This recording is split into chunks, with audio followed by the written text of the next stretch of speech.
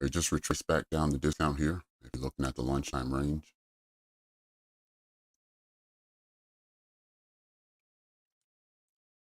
Right at the same position as the midnight open.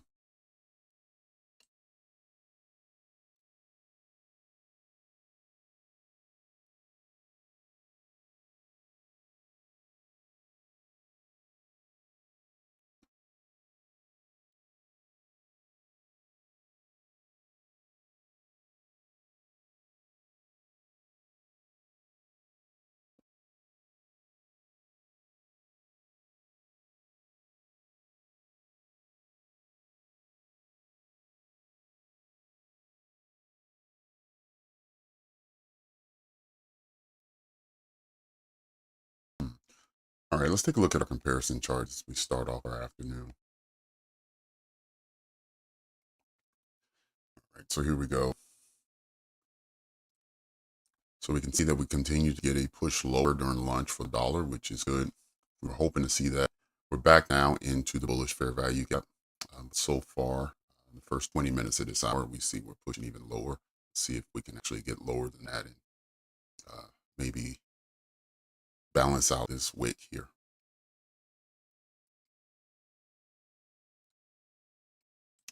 All right, looks like we were bullish on all three indices. Another good sign. We put in a down wick, came back with a bullish candle. However, after the 11 o'clock hour, which was heavily bearish, what we did is we actually created a bearish fair value gap here. And see that all three are trading below the bearish fair value gap now. Now, the one that is the highest is the one on Nasdaq that we were looking at, and we already determined Nasdaq was the strongest of the three. Even during lunch, we still didn't sweep and make a new morning low or new daily low. We did see that on S&P. We saw it on the Dow as well. So if we can hold and not break these lows, then maybe we can see a rebound today. But we will have to deal with this new fair value gap that was created, this bearish one.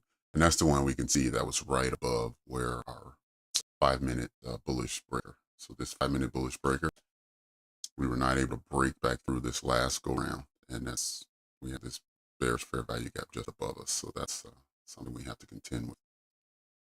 So I'll go ahead and stretch this across, but it's not been reconfirmed yet.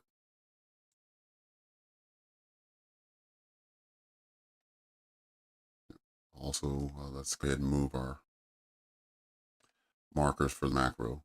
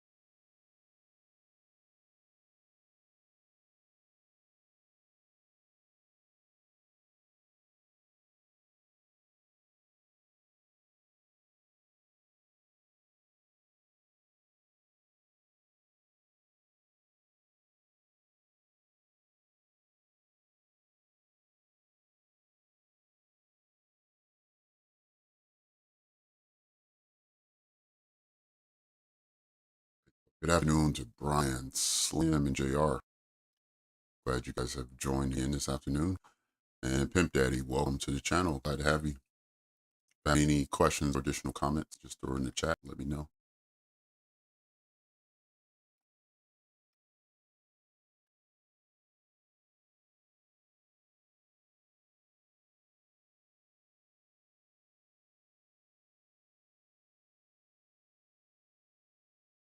Oh, okay, that's excellent, Slim. Glad you are not only taking some partials, so you've already booked profits, but you also have your entry and break even. Excellent.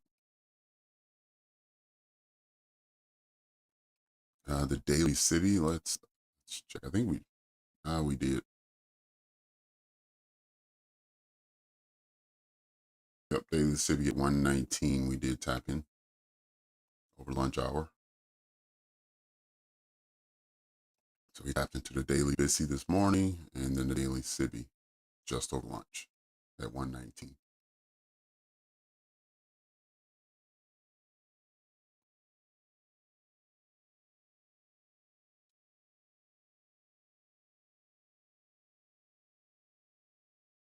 That was this morning when we tapped into the daily city. Yeah, that was this morning. Not over lunch. We didn't do that over lunch, Slim. Hey, Bill, cool. Welcome back. And Bray and Trade, good to have you back again this afternoon.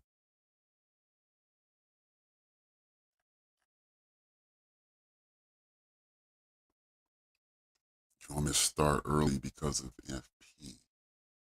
Okay, let's check our calendar first.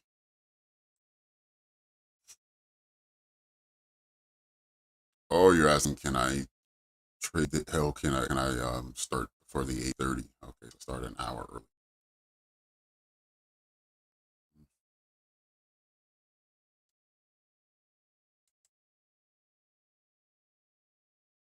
Yeah, I could do that. We'll probably have to take that hour from somewhere else. I don't know if I want to necessarily stream an additional hour,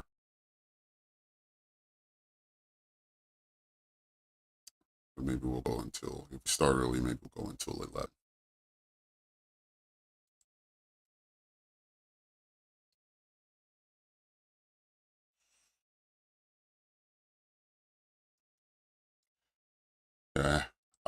Yeah, let me think about it. I haven't decided. But if you're subscribed, don't worry. If I do decide to change the start time, then you'll get an update by being subscribed to the channel. So make sure you're subscribed.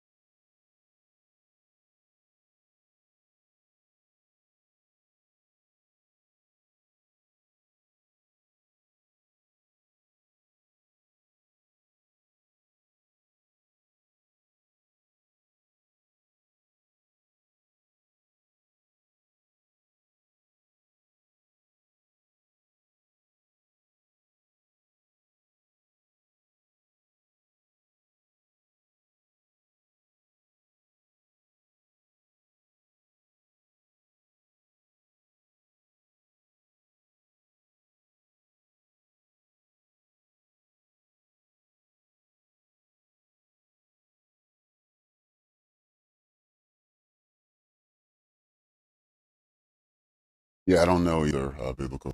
There seems to be some conspiracy going on, so I'm not sure what that issue is.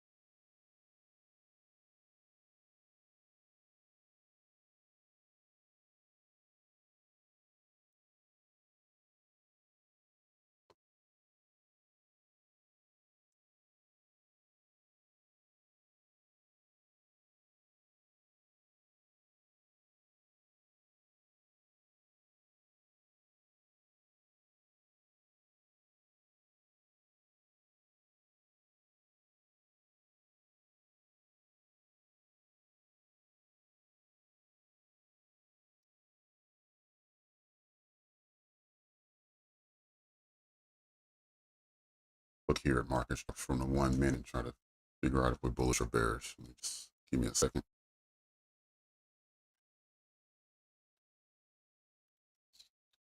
All right, so we never flip back bullish from this leg down. We stay bearish the entire time.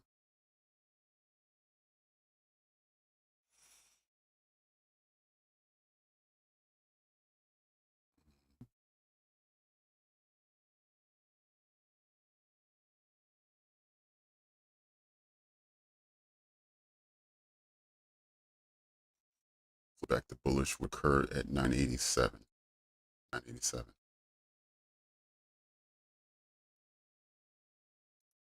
And on 5 minutes, yep, clearly the same. Yep, so we're bearish on all time frames.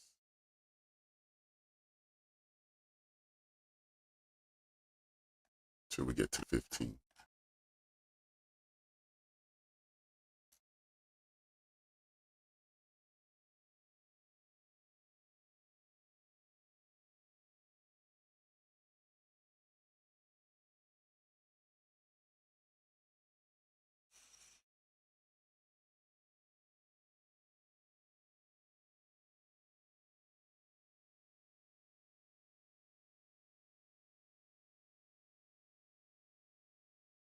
Yep. All right, so we're bearish under the 15, bullish on the 15. Let's go to the hour. Still bearish.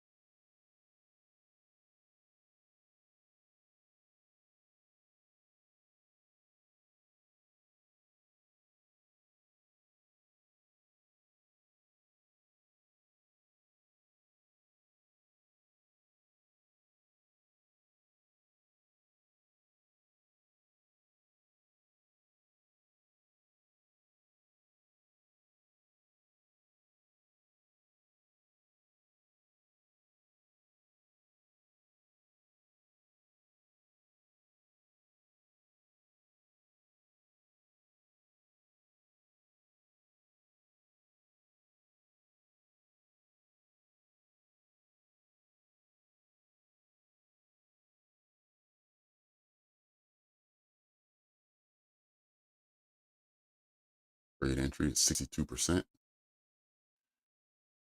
And we got to push higher so far, about 30 handles.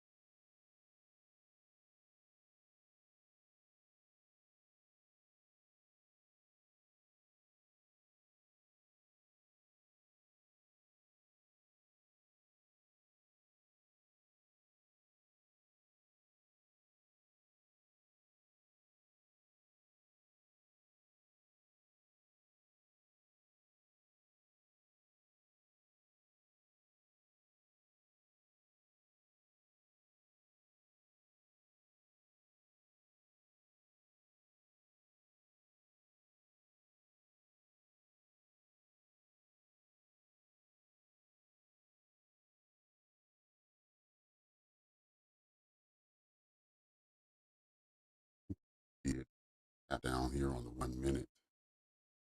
Now we did right here. Last 1339. Tap right in there.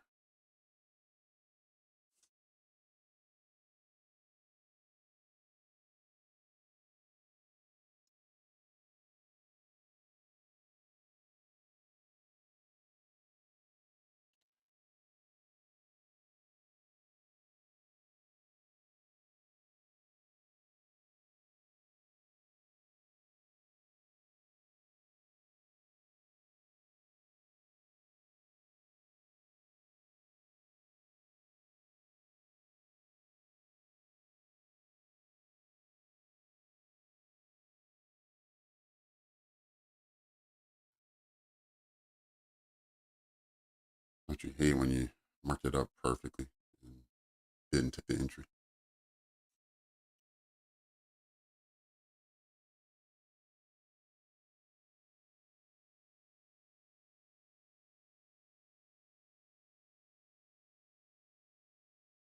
I actually had a limit order on my screen at 931.75. I canceled it.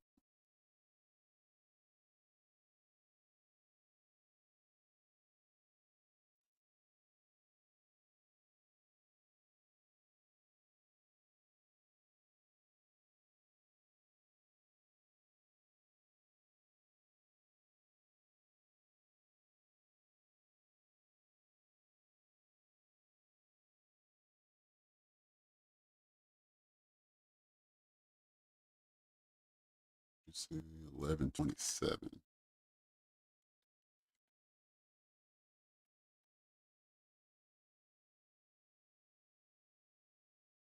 Nope,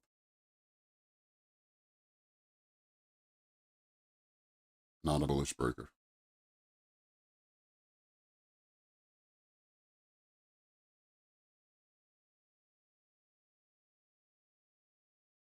No, Muhammad. Uh, didn't we talk about this earlier, Muhammad, during the morning session?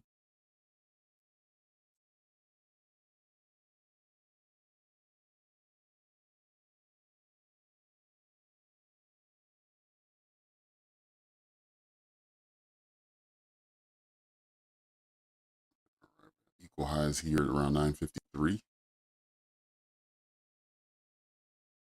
Let's see if we get a push lower, then we at least have a target for when we come back higher. Although I think he'll probably take that level now. No sense in leaving it.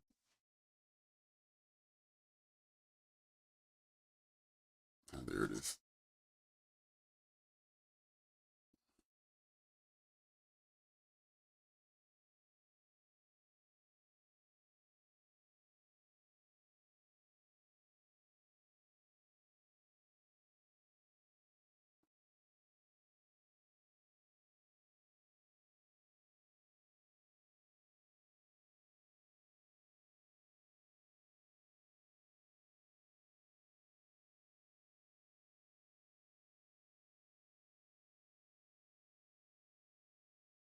Yeah, here's the thing about that, Muhammad. When you were looking for, you say, a 1 minute breaker here on 1127, if you're looking for that as confirmation of a continuation of the of the older 5 minute breaker, that's fine. But this didn't give optimal breaker structure. So this 1127 candle would have needed to trade higher than 1126 candle, and it didn't do that.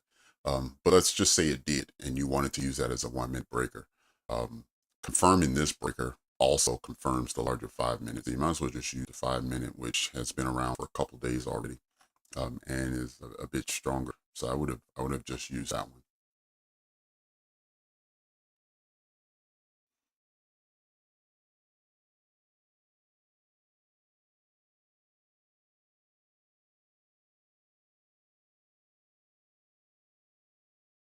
But the proper 1 minute breaker is here at 1151, 51, 52. This would have been your 1 minute breaker.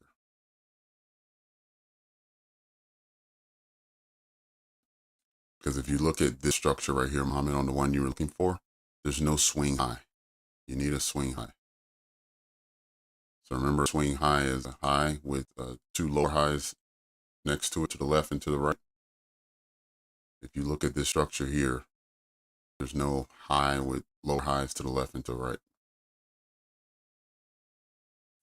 But on this one right here, you do have that. This high, and this one.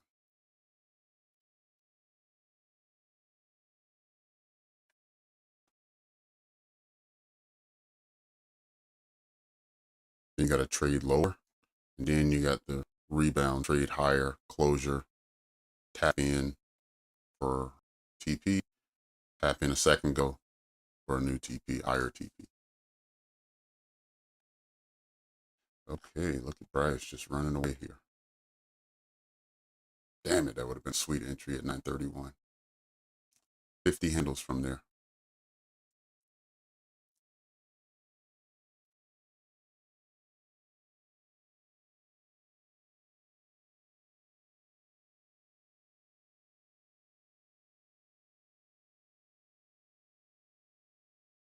And still going.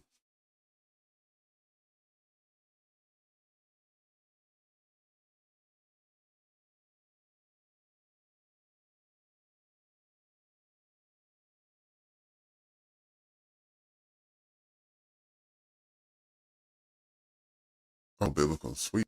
Good job.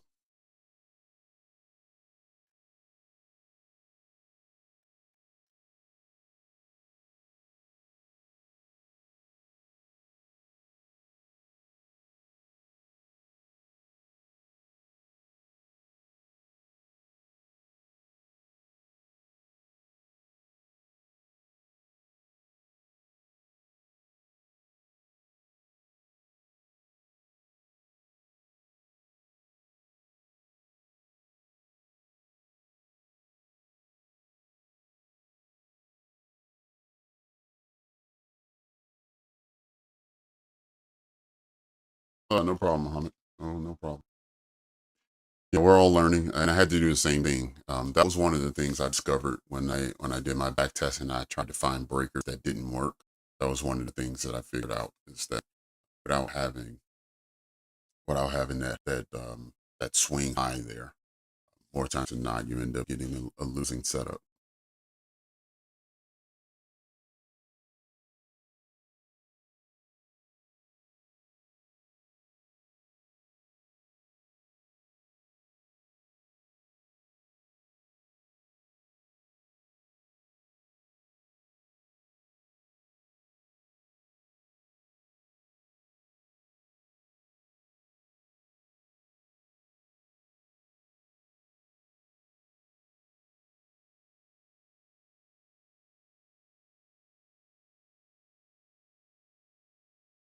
Now reconfirm this one.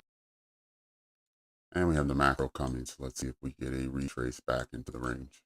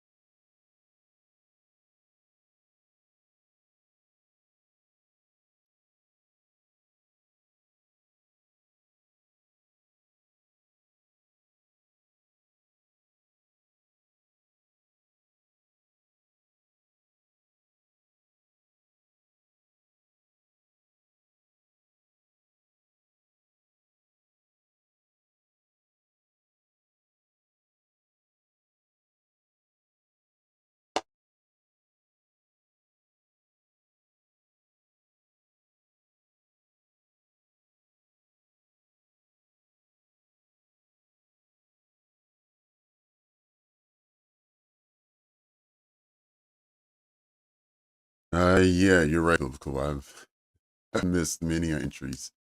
By also live streaming, so it's not the most efficient operation. That's for sure.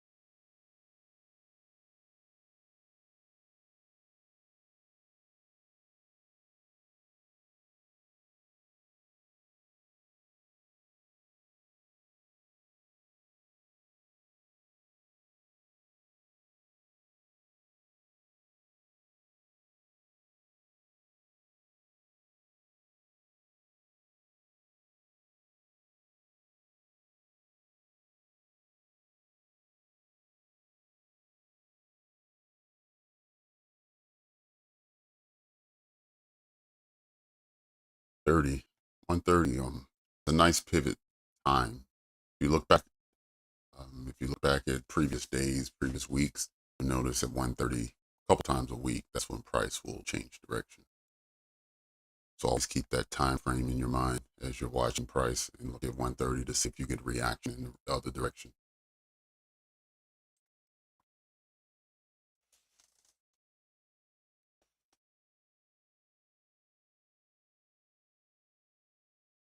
For that kind of reaction, I like 1030, I like 130, and I like 230.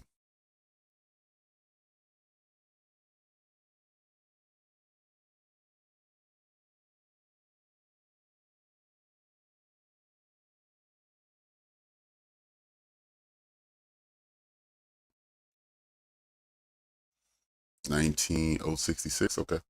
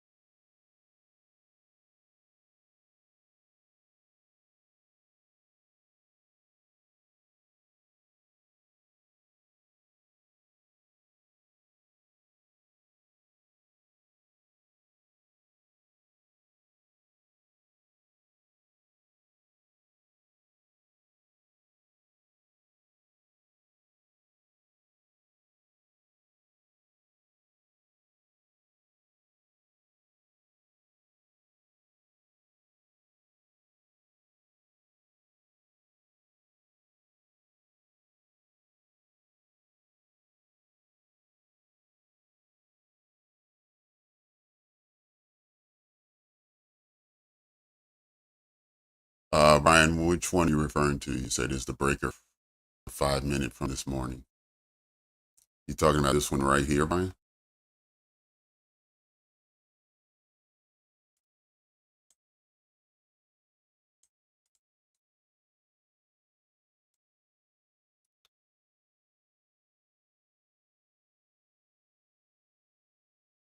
Yeah, I guess you're talking about this one. And yes, this one is from this morning. It's from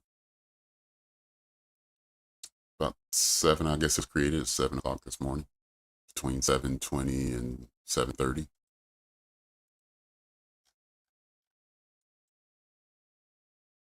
Yep, 7:20 to 7:30 candles on the 5 minute.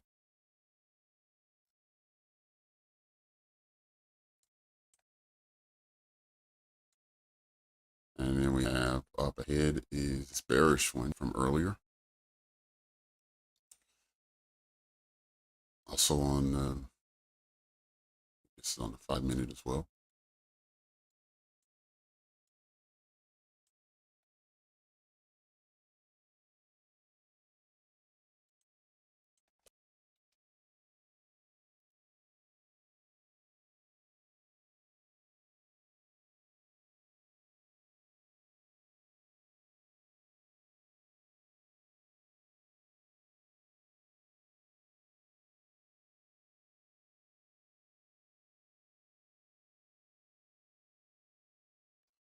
Forgot about our session high and low from the lunch session.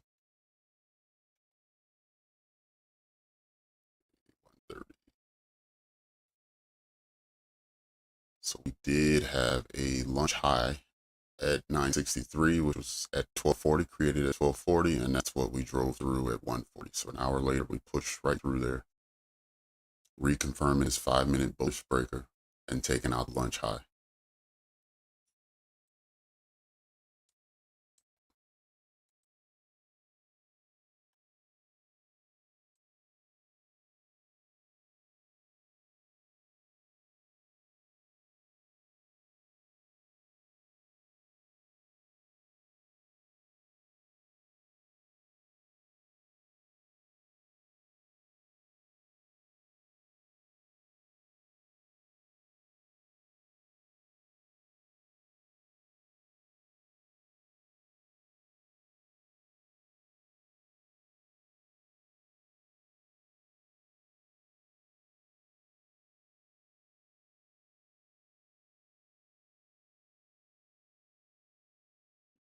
Happened to the bearish breaker for the first time since it was confirmed over around 11 o'clock earlier.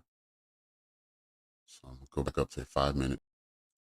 Did a confirmation at 10:45, and then price never traded back to the breaker. We traded lower.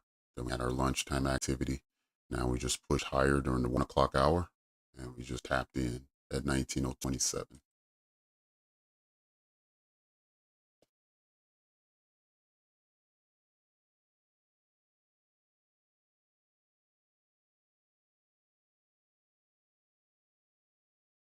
Let's not forget, we still have an opening range high. It was never traded back to. We did trade to and through the opening range low. So we are believing that this is possibly the high of the day. This is most likely the high of the day. So even as we're pushing higher, we're not really expecting to get up to 150. Now I know that's 150 handles from where we are right now, but we just keep that in mind as we're moving higher. We're looking for reasons for price to turn around. We have a couple hourly fair value gaps above, and we also have this 5 minute breaker.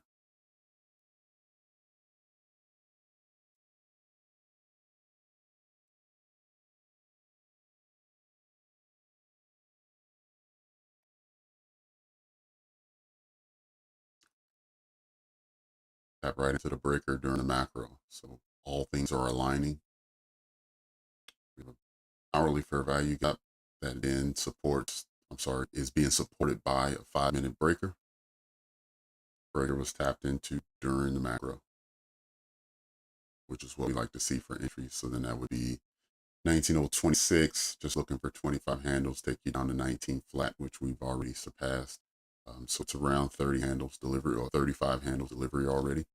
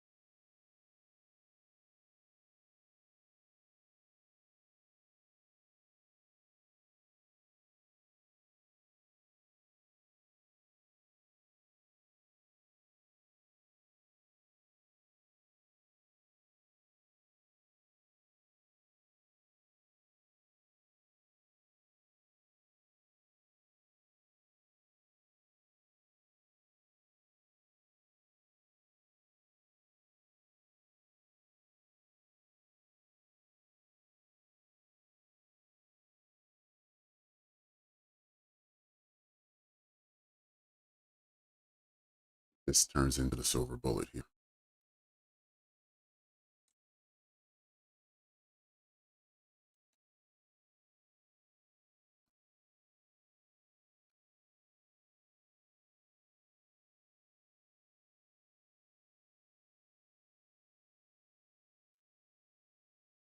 We're looking for, as CT said, we need a 20 handle. 20 handle target, a TP of only 10. I'm sorry, 20 handle range, a TP of 10. Or 15, let's just say 15. So we'll be looking at around 90. 90 is this swing low here.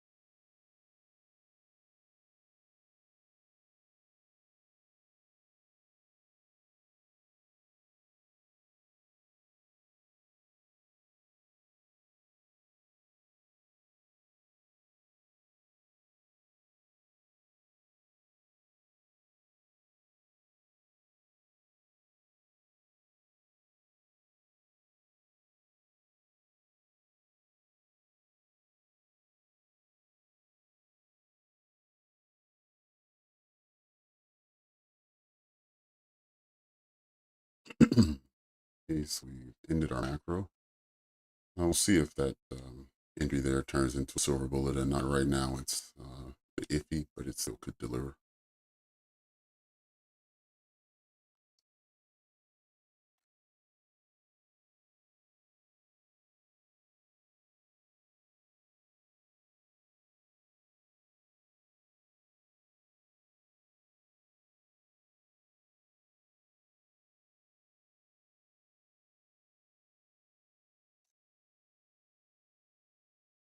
Let's just sit here on 1 minute.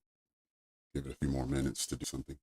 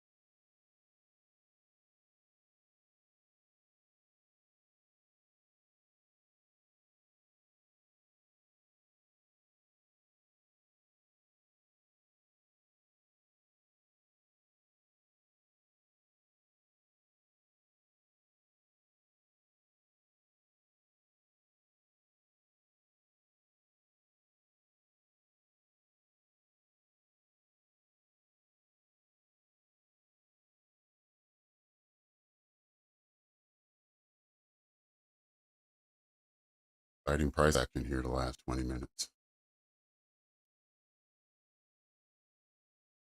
All right, let's see if it goes ahead and gives us 15 handles that we asked the silver bullet to give us.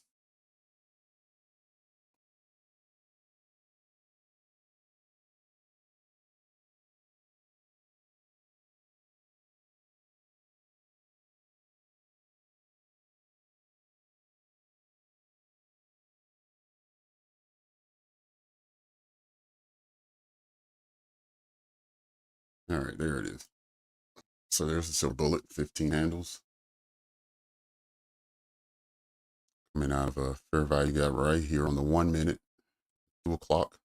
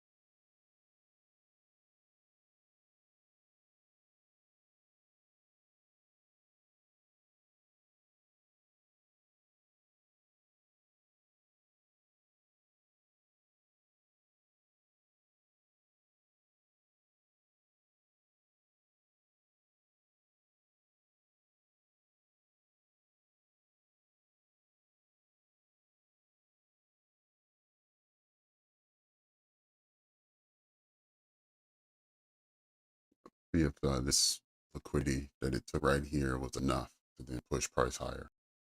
Because I'm not sure if this fair value gap pushed price lower, if it was just something short that we were going to get, which was silver bullet, or if it was just looking for a small liquidity sweep so it can continue on, because this is just a little consolidation after a leg of expansion. So we expand, then we consolidate, and then we'll look for the next leg of expansion.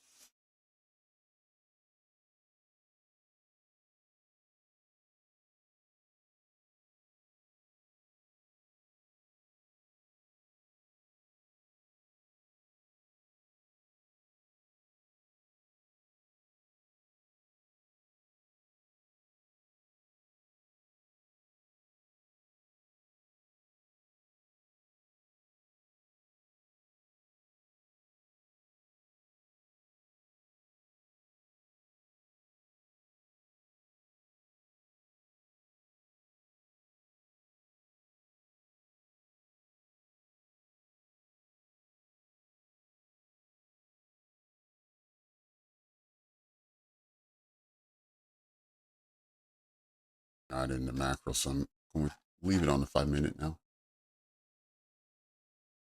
Right, and on the 5 minute, we're still in consolidation and have been basically since the last macro started at 150, 145, 150.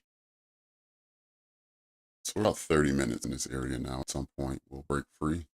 Usually takes a sweep of some lows, some equal lows, which we just got. So now let's see if we go ahead and take out this high at 027 and see if we dig a little deeper into this bearish breaker.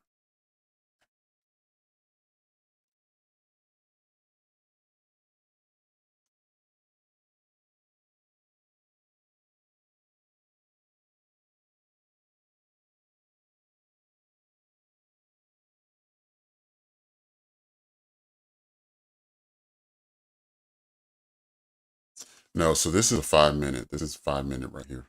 This is part of the breaker, which makes it a unicorn setup. This is not an hour fair value gap. It's only 5 minutes.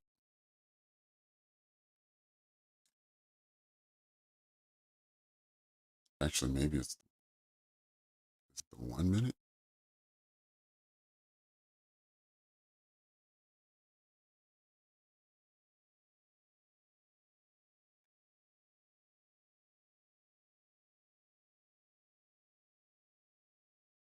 It is the 1 minute. Yeah, I drew it up wrong. Should have been on the 5.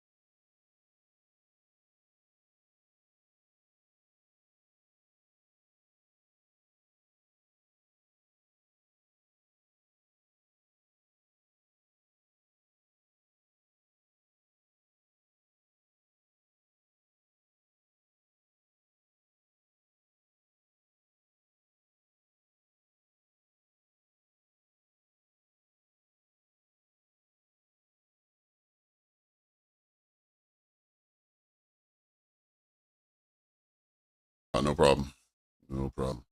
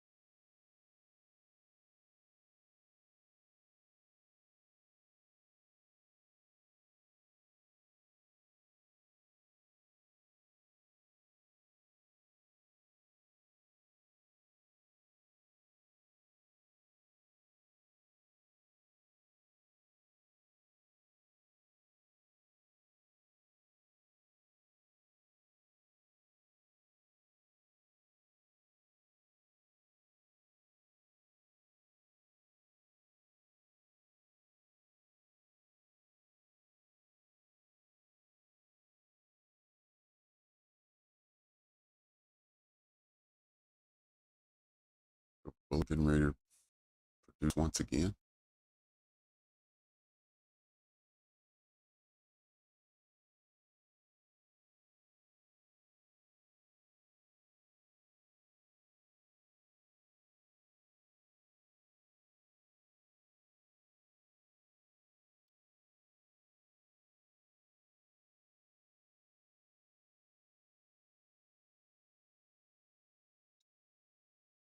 Pretty good. Delivered second time.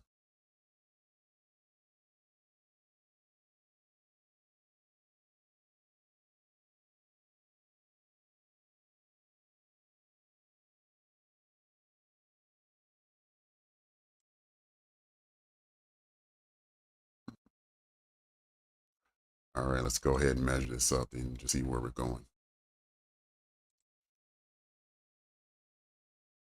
Equilibrium gets us at 979.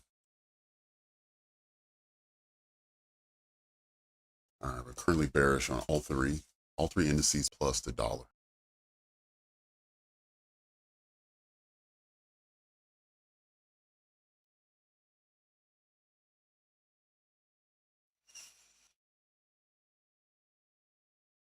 Just looking to see which one I think will turn around first.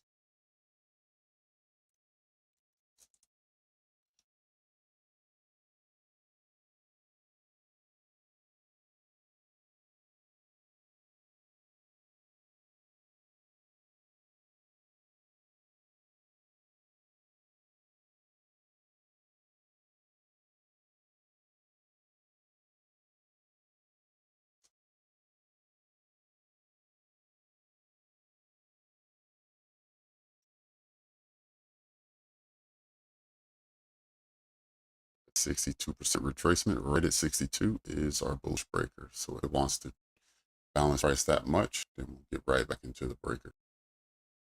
And we'll look if we can see send price higher.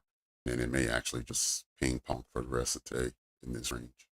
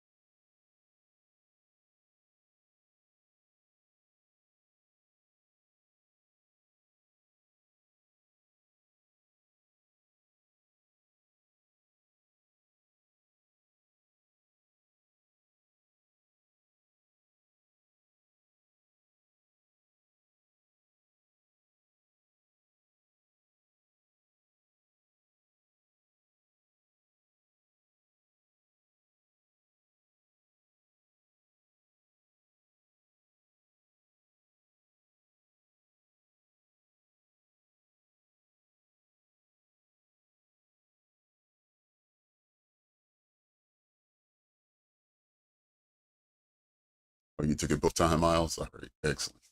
Congrats on that.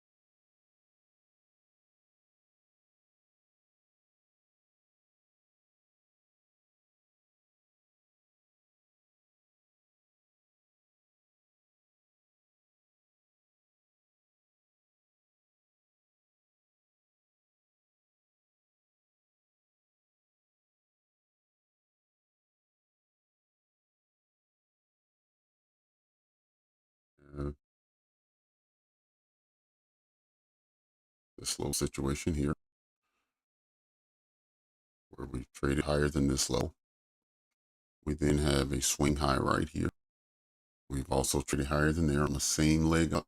So I think now we get a retracement back down. We're going to balance this area that we just traded higher than, and we're going to balance this area because we shot up and we didn't close in gap here. So we're going to trade lower, tapping both of these areas, finding some support here in the breaker. And I think we're going to attack these highs that we just made and get somewhere up in this area. Somewhere around 19,100.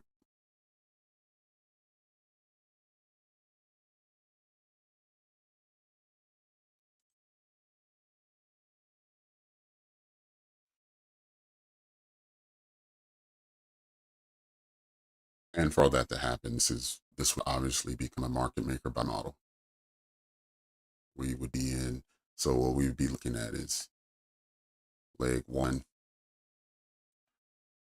leg two. Now we're hopefully have some type of retracement, and then leg three to get us up here. I'm not the best at market maker models, so let's see. But for now, it looks like that's what we're doing. Looks like we're making a pattern that would send us into a market maker model.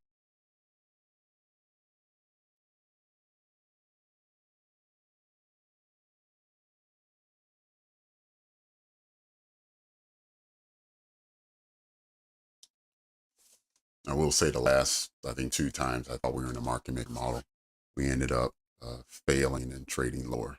So we never completed the model, never hit that third leg. So keep that in mind.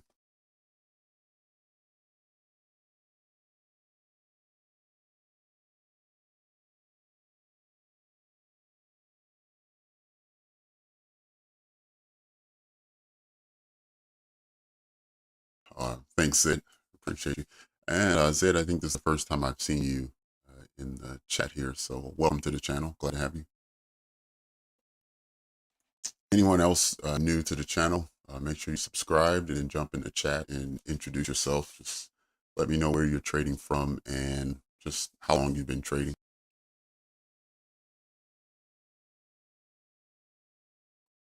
Like I have some of the stats on who's joining the live stream and where you're joining from, but it's always good to hear people tell me where they're from.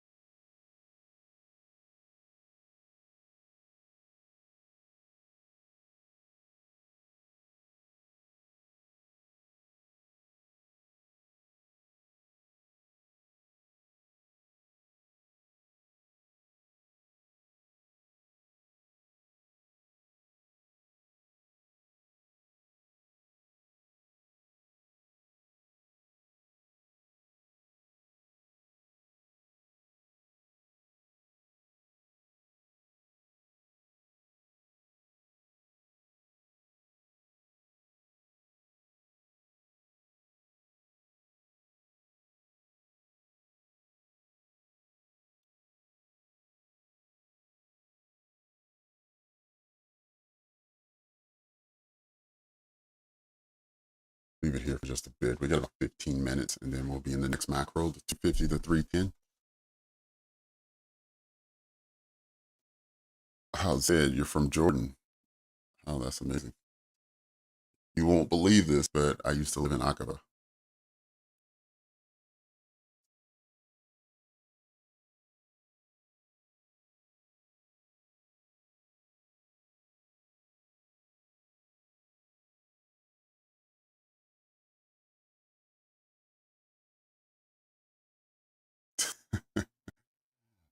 Yes, way, absolutely. I stayed there for 2 years.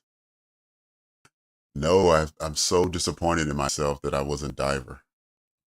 Not only was it cost effective to get my license in Aqaba versus maybe here in the States, but it's great diving there because it has a naturally deep water right off the coast.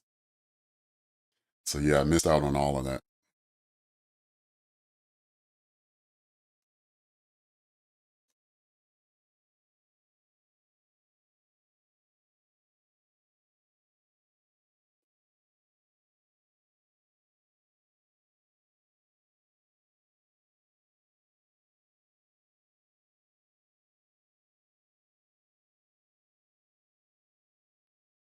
Yeah, I definitely want to return. I haven't. I moved away back in 2010, so it's been a while. But I definitely want to go back. Take my wife with me, show her Petra and the Dead Sea, Wadi Rum, and a few other places.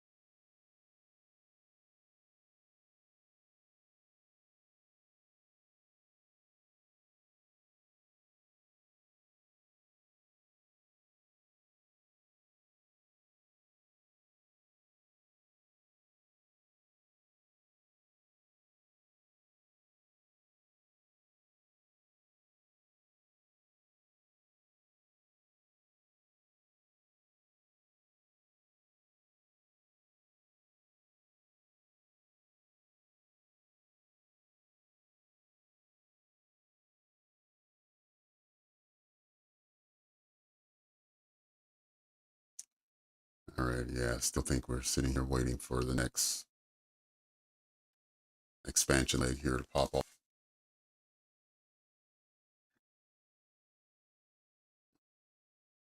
Thought maybe we would sweep this low down at 983.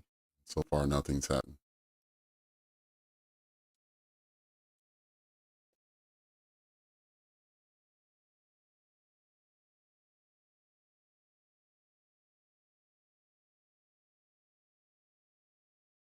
All right, Zed. So you say you've been trading for about a year ago. What's your entry model? How do you normally enter trades?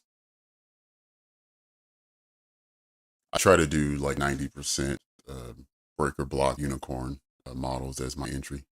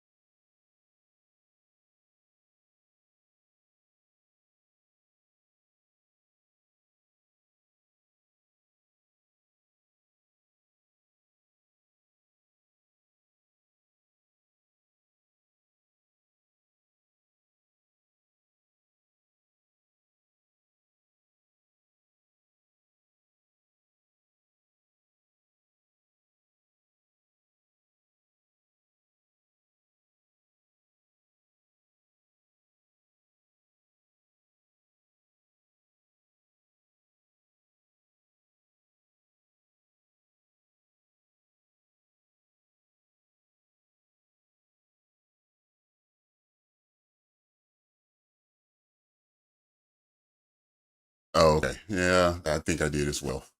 It took me about my first year until I discovered ICT. And then once I found ICT, then I started using these smart money concepts, which are more breaker blocks, order blocks, those kind of things.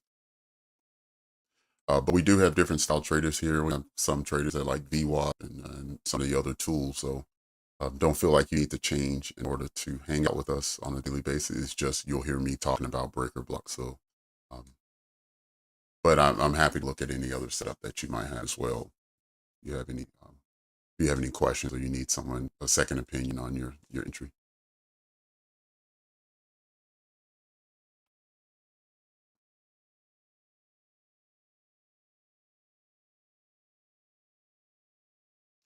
All right, looks like price might be waiting for the macro to actually move and do something because we got the macro in about just over 8 minutes here, and you can see how the highs are getting lower and the lows are getting higher.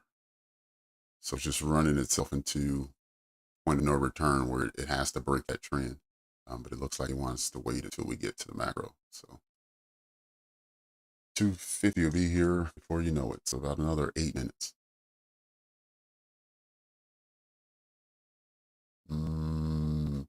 Yes. All the breakers on the screen are still in play. None have been invalidated, which honestly is a problem because you just end up with so many on the screen.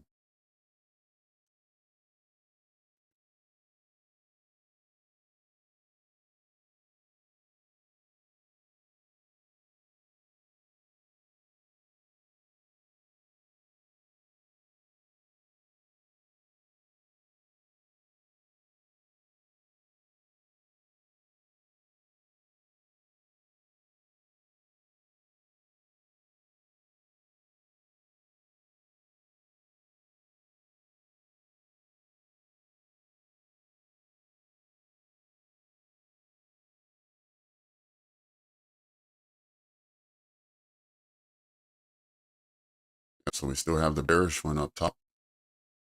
We still have this bullish one. We still have this bullish one. And we have this bullish one. The reason why the bullish ones are all still there is because they were all kind of continuation trades that came out of the bottom, the one at the very bottom. So when this one created itself by trading higher and then all the way lower, trading back into this one from yesterday, it meant that to invalidate this one, you had to trade below the manipulation leg. And since price hasn't returned back down here since it created it, that meant it never invalidated, even when it traded through just before lunch. Trade through this one, traded through this one, back to the original. But the manipulation leg belongs to all of them. And so it never invalidated any of them.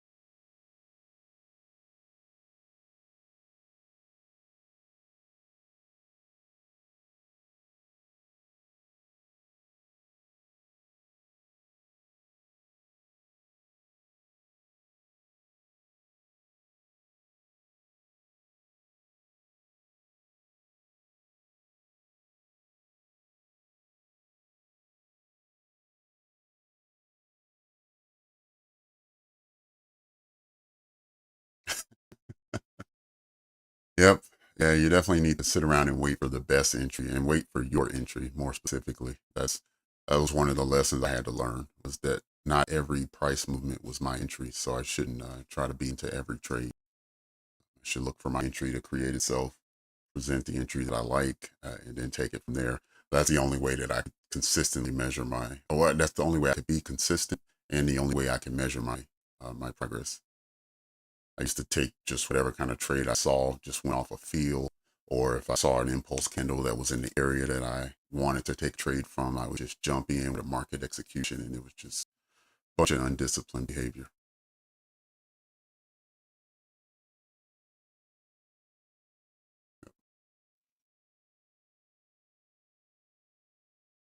And that's a common comment I've heard on this channel. A lot of people have talked about really liking the patience of the channel, and that's, usually the last skill to learn. We all learn the technicals, and as soon as we learn how to enter a trade, and then we can't wait to get in. Then we realize we don't know how to manage a trade, so that's the next thing we do. We learn to manage a trade. So now we know how to get in, we know how to manage it and exit, but we just don't have the patience to wait on it. We just always want to be in trade. Um, and so that psychology piece at the end is usually the last skill to learn. But once you master it, then you'll realize that trading is not as difficult as you thought, and you don't have to trade all day. I do, just because I host this channel, but if I wasn't hosting this channel, I wouldn't trade all day.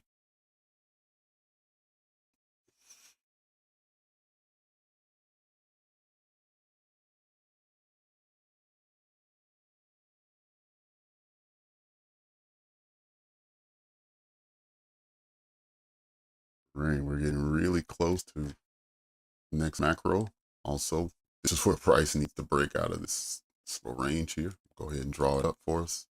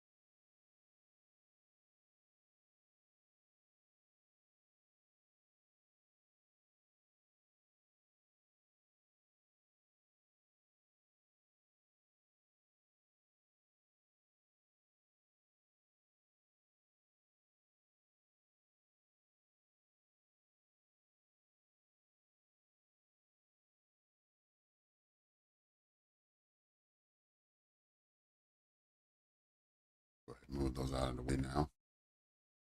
Want to be aware of the fact that we might end up getting something like this.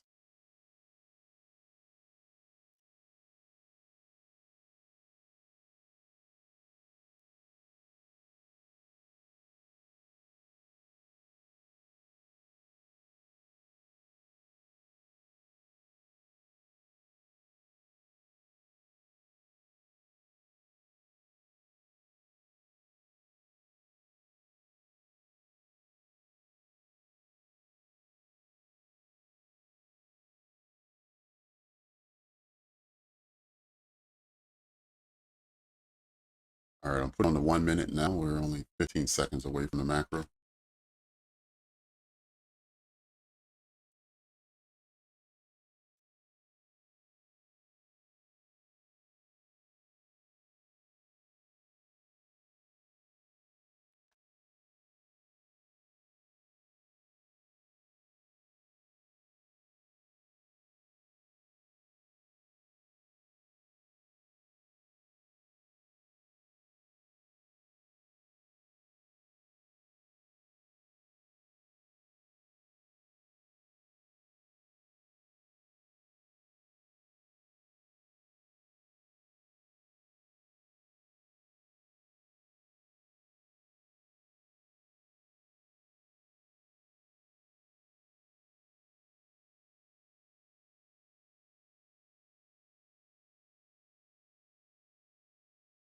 Now, see, we're going to go ahead and tap into this breaker first, and let's see what price wants to do here.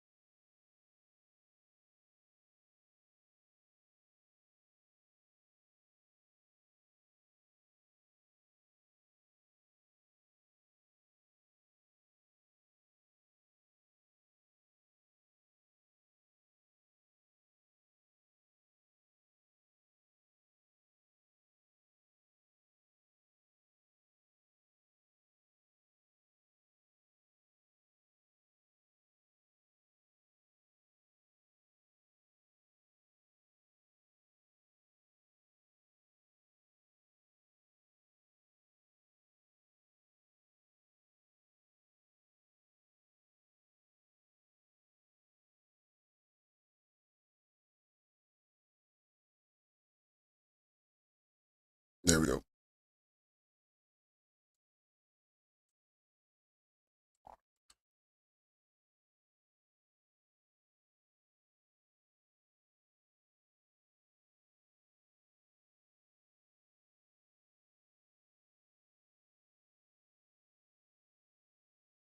Aggressive is at the it's at a low time frame.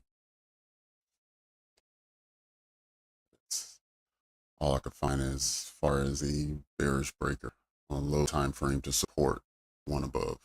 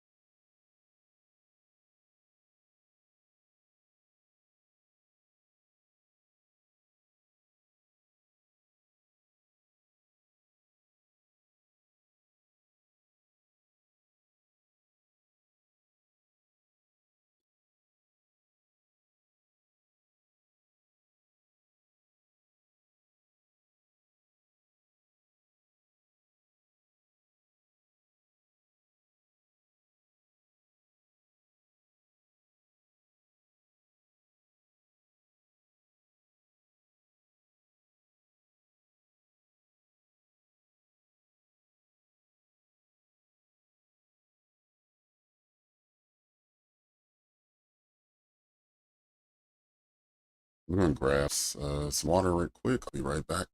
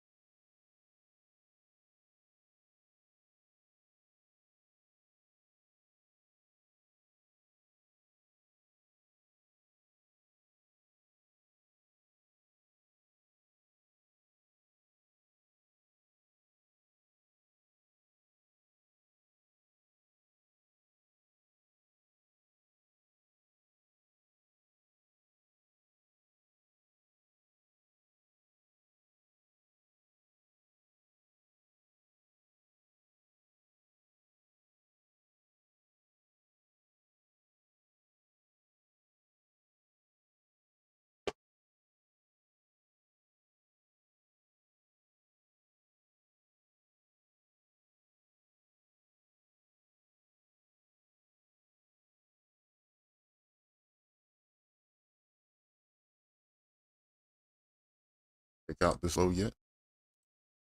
Not yet.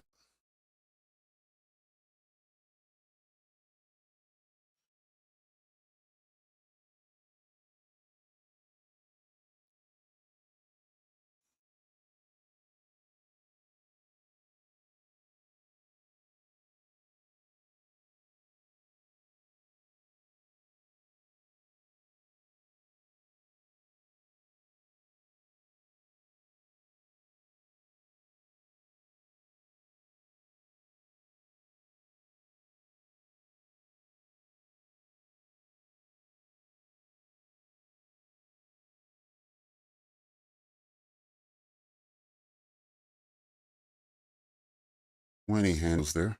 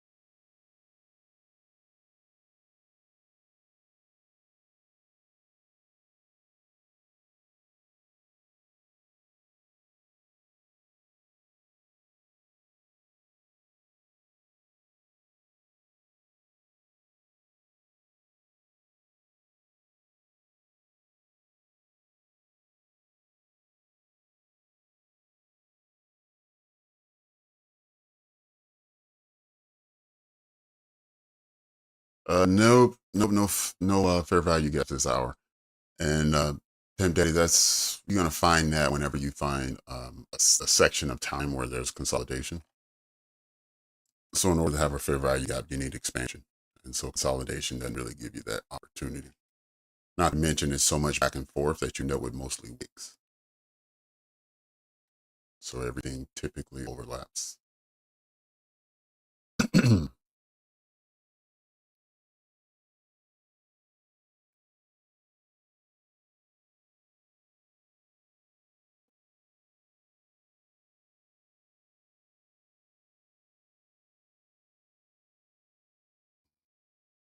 Sweet, look at that. And now it's 3 o'clock. You see what just happened? We just confirmed a bullish fair value gap here on the hourly. Just popped up on our screen. Once the hour closed and it was confirmed, it gave us to us. And we have that on all 3 indices. And the opposite just happened on the dollar. So the dollar just created and confirmed a bearish one. So let's see how price treats this area. It's already tapped in at the very, very beginning. So we've already tapped into the fair value gap. Let me go back up time frames, at least to the minute or more. Wow, look at that.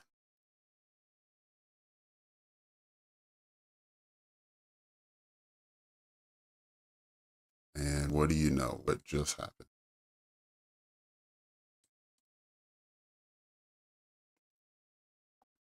Called it earlier, and I said that if we want to have a more balanced price range, it'll retrace down to 62%, which is right at the edge of our breaker.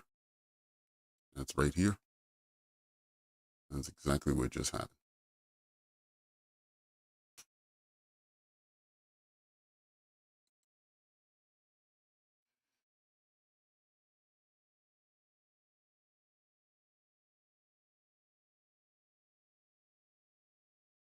But get a lot of questions about how do you take or how do you have comfort in using a breaker a second time or a third time. Well, I hope just now this example here shows you how I normally approach that subject, because I'm not one to like to take an entry a second time. If I take an entry once and it goes out 30 handles and it retraces all the way back on me, sometimes I'll sit on the sideline and not re-enter. But this is where I gain comfort with that, is by dropping to 1, 2, or 3 time frames from where I was before, and looking for the same setup just very nearby. And so we were able to find a bearish breaker here on the 15-second, giving you an entry right at 006, and it took you all the way down to 967. So it just gave you 40 handles off of a 15-second breaker. Now, some people may have taken the 5-minute breaker up top at the very start of this macro period, which is perfectly fine. It's just that not everyone would be comfortable believing the setup would work a second time, because we did get the setup to work over here. So let's not forget that. We did get to push in at 926, and it made it as low as, what's this here, 982. So we still ended up getting about 50 handles out of that first entry from 2 o'clock, which surprisingly enough was also in the macro. So at 2 o'clock, it tapped in to 50. The next macro, it tapped right back in a second time. If you didn't like that, then you could take in the 15-second one at 006. and then it traded lower, being the bullish breaker, also inside of the macro period, right at 3 o'clock. So these times aren't random, and things are happening at a particular time on purpose. Right? There's a reason why this tapped into this breaker at exactly 2 o'clock. Got tapped back into the breaker at exactly 2:50. Hit the bullish breaker at exactly 3 o'clock.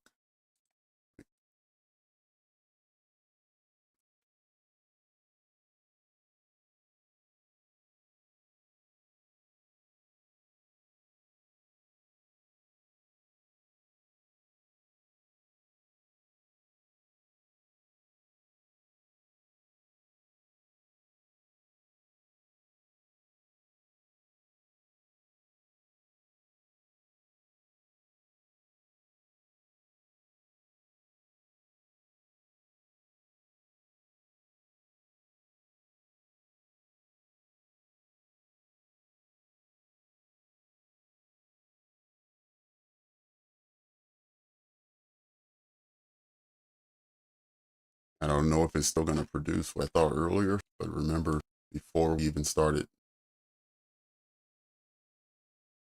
even before the macro came,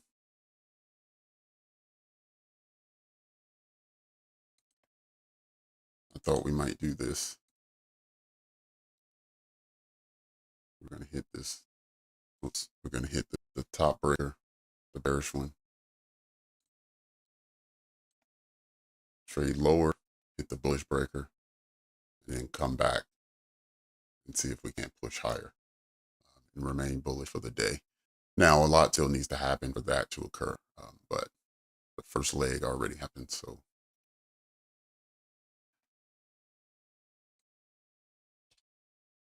I'm not going to push it too hard and tell you guys to jump into a long thinking it's going to go higher. I think that might happen, but I'm just I'll celebrate having chosen this direction properly and then sit on the sideline for the rest.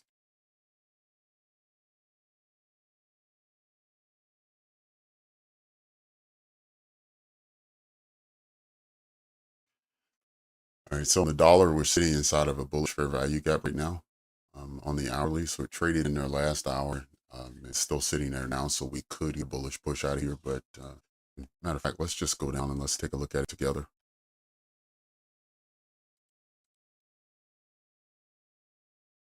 All right, so on the far left, that's the dollar that we're looking at. We had a trade lower during lunch, 1 o'clock hour, and then this is the 2 o'clock hour. It just stayed inside in the lower half of it. And now we just started this new candle over here. But in doing so, we confirmed this bearish fair value gap here. So that may actually stunt price growth. We may see this do this, which is the opposite of what I was thinking is going to happen for the indices. And partially the reason why I decided that I thought the price would go that way is because I looked at the dollar first. And I thought the dollar would do this, trade higher into this gap and then push lower.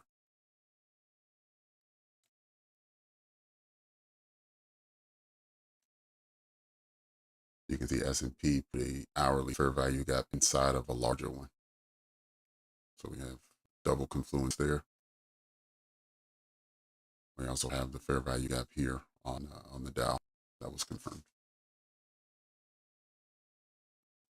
So we're in the final hour of trading today.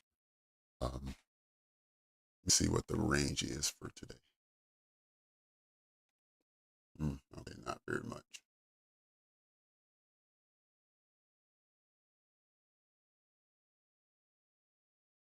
A little over 300 handles, 320 or so. It's basically the same range as yesterday. We're back at the opening value, so we don't have a body on the candle. But I'll show you what the daily candle looks like.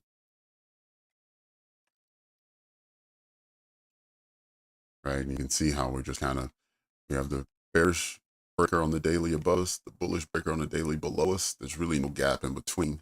And so you can see our price is for the full day, just kind of sitting in this area, bouncing back and forth between a fair value gap below and a fair value gap above.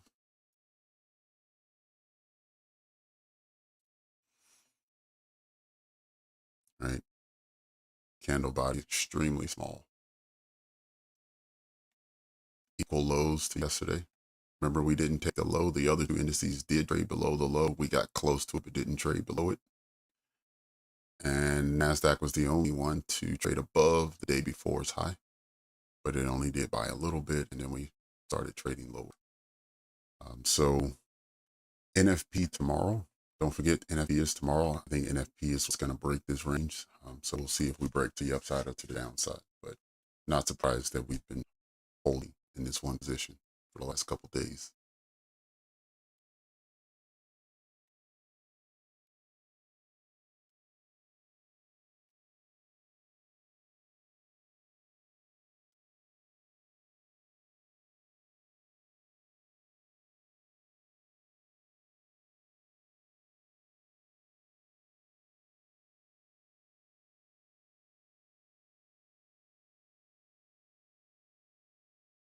And back up to the 5-minute.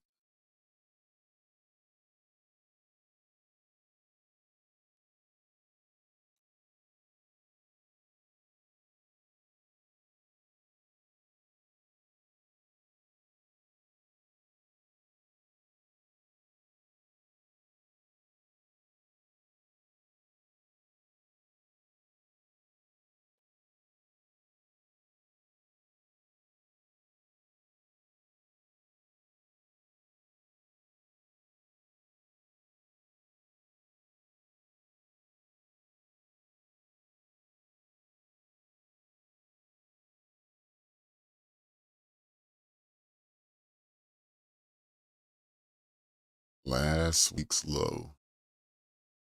Nah, it's low. We're below last week's low, as far as I can see. Yeah, last week's low was down to 19,140.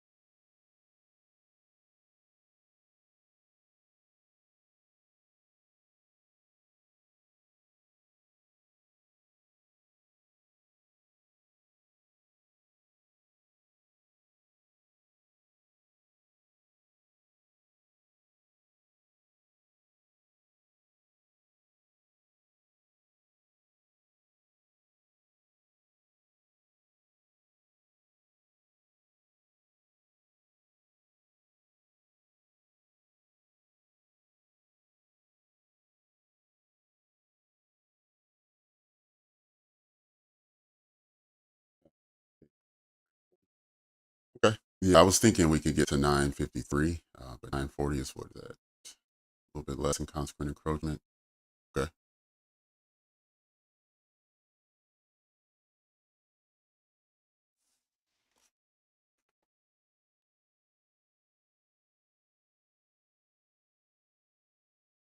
Yep. 974. I don't know. Let me check. Maybe I'm looking at the wrong thing. Pimp.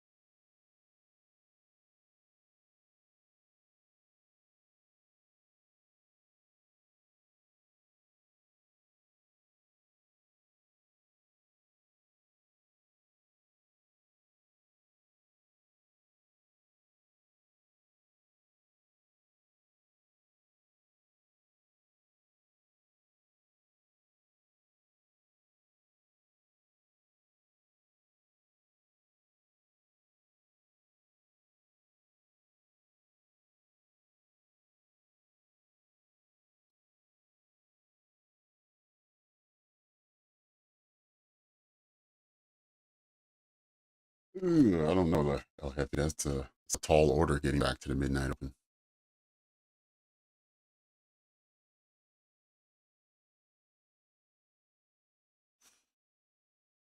All right, so there's 953. I thought we would trade back there. See 940. Okay, it's now traded back to 940. That's what Brian was looking at. Looks like we just got constant encroachment of this gap.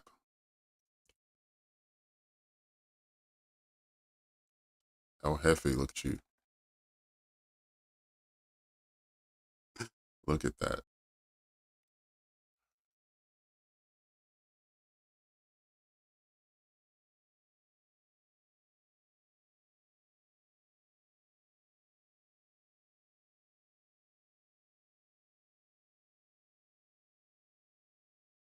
And 20 points on the bounce already. 25.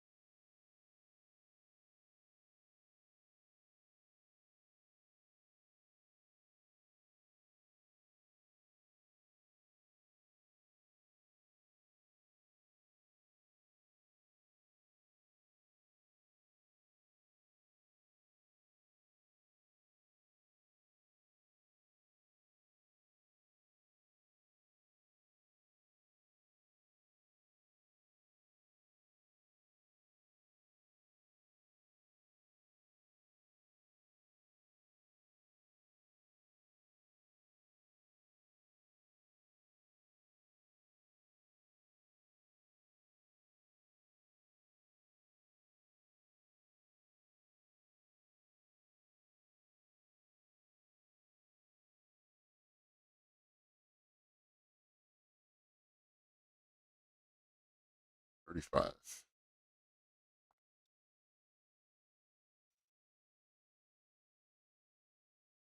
And you got the candle body sitting right inside the breaker still. I know we're on mixed match time frames. I'm on the 1 minute, whereas it's a 5-minute breaker, but it is good to see the body stay inside.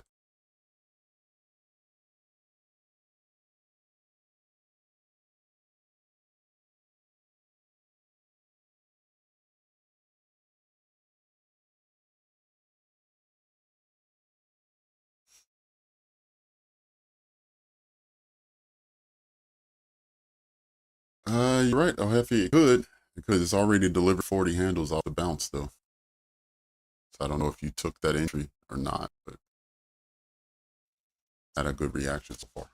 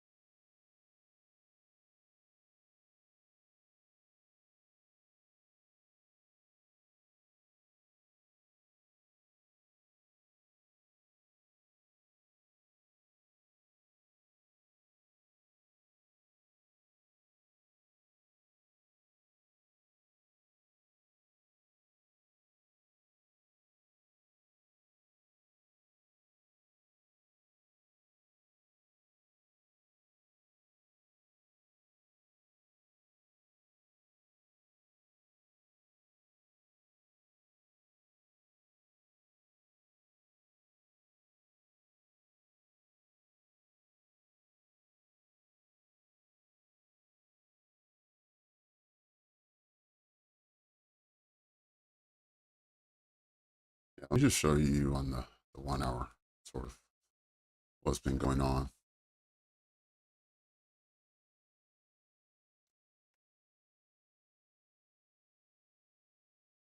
So around this time on Tuesday, we had this fair value gap create.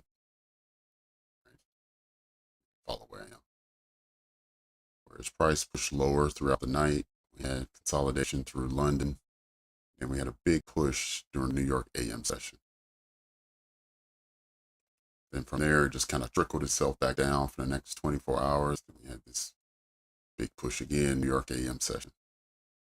Trickled itself back down, and now we're just kind of in the zone. But for 2 days, the last 48 hours, we've just kind of been in this same range.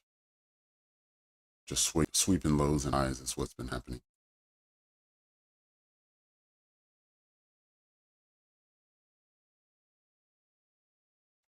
8 o'clock this morning, so that was the news event, swept that low. And then this was the high was swept at 10, which was another news event. And yeah, that's essentially what we've got in the last 48 hours, and everything else has just been a range trade.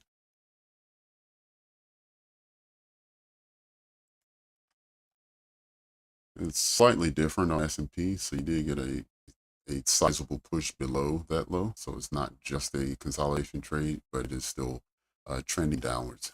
Same for the Dow. So that's why I said earlier Nasdaq was the strongest of the three.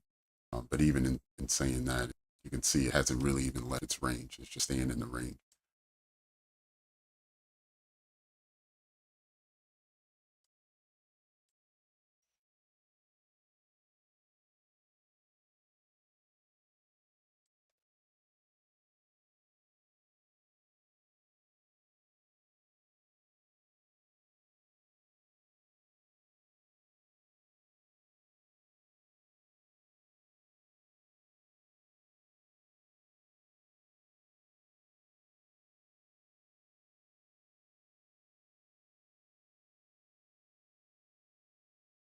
Thank you to everyone who's liked the stream so far. And if you haven't already, go ahead and click that thumbs up button. That would help out the channel tremendously. Thanks for your support.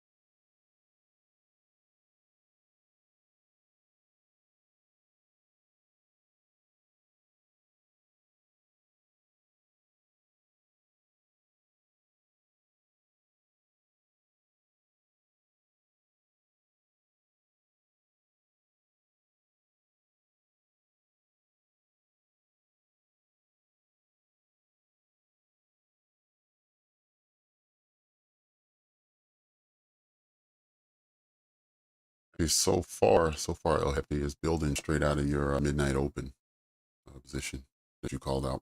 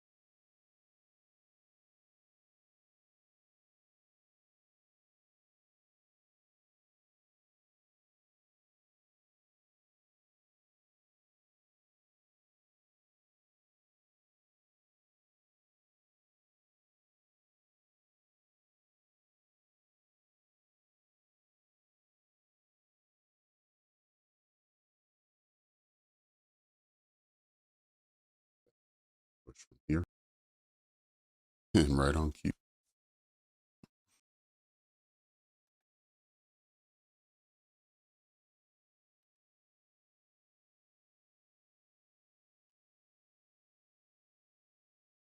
Let's get a measurement on this again.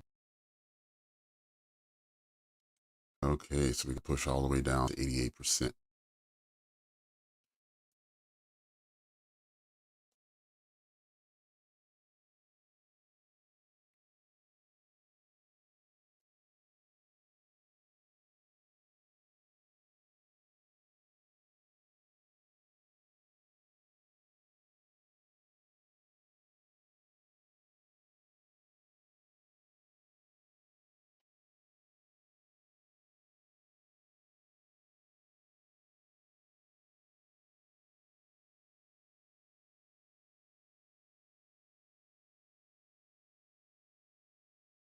Mm.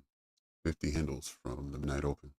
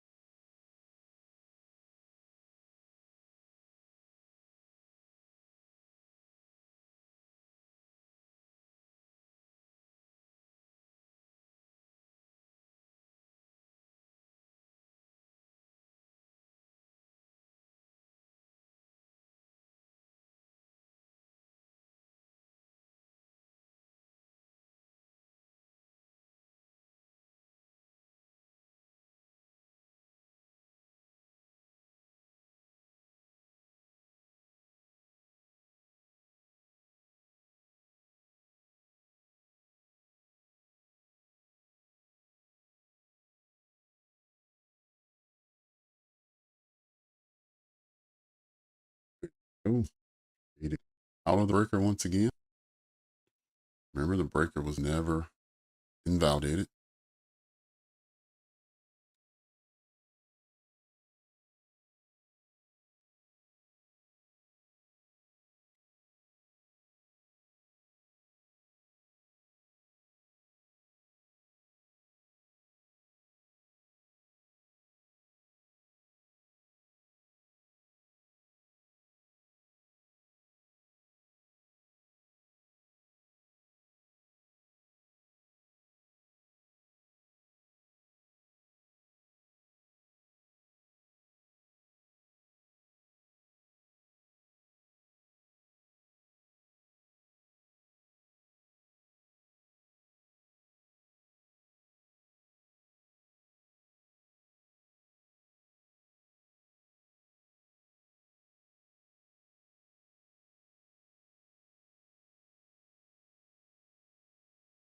At 953 to 989.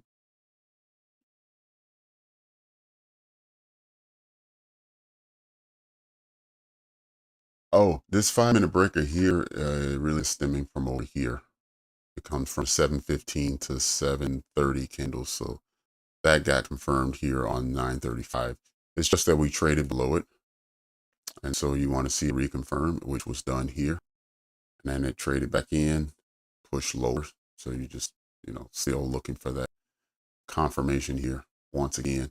Now, for me, when it trades lower like this and it starts coming back, once it passes consequent encroachment, then I'm in. I'm believing in that trade again. So when you're back testing, do the same thing. When you see price trade through a breaker and it starts coming back, look and see how many times does it come back and push through consequent encroachment and then continue to fail, versus how many times it pushes through consequent encroachment and then it continues. Because if you start believing in the trade at that point, you can actually get a head start. Where in this case, you could have got in at 947 and the exit at the top was 967. So you had 20 handles before it even traded above.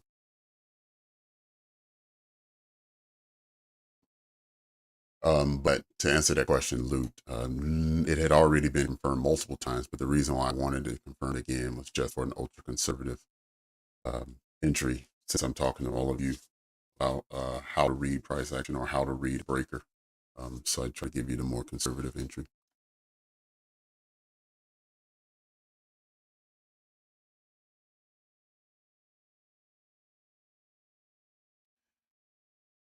But you're right, Loot. What we look for when we're grabbing these breakers is we do look for the inversion, and we also look for the unicorn, which just so happened to be right here.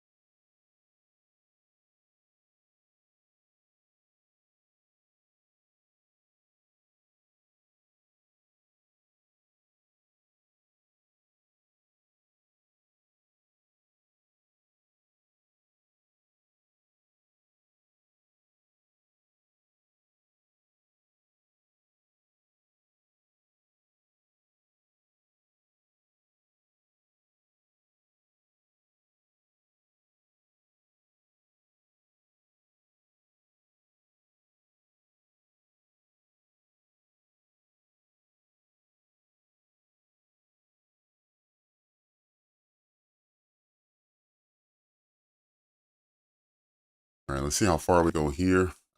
But I'm definitely not going to call any more injury today. You know how they say, quit while you're ahead. So I managed to call this one lower here. Also the silver bullet. And then during the last macro, we talked about price going to here. Then we talked about price coming back down to here. And then we talk about price coming back here. So we're still on this last leg whether we can make it up here or not.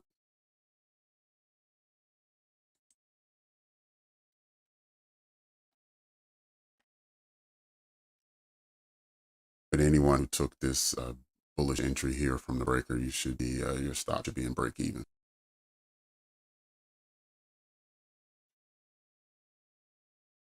So you should have a risk-free trade here. And if it leaves us a fair value gap, that might be a good signature for price to continue on.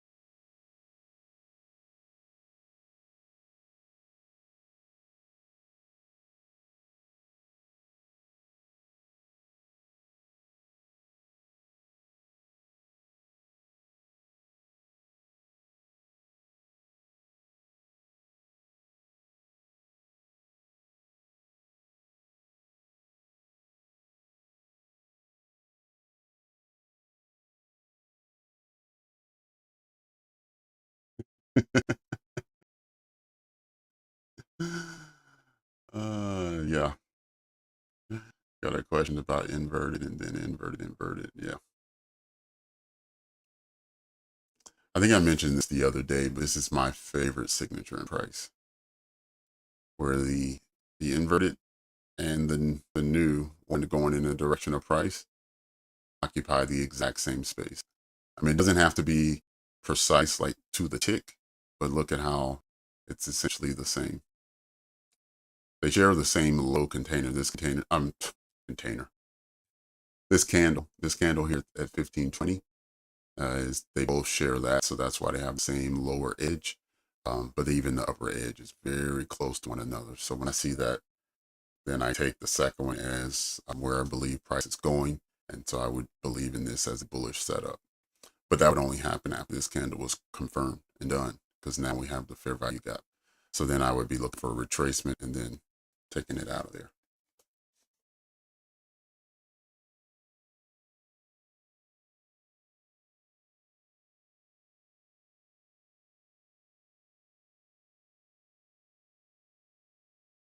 See how this looked on the 3 minute.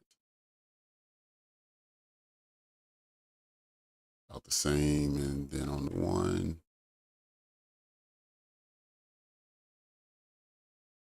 okay.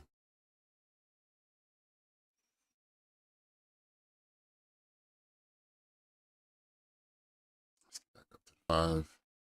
All right, so we came back down and tapped the breaker once again.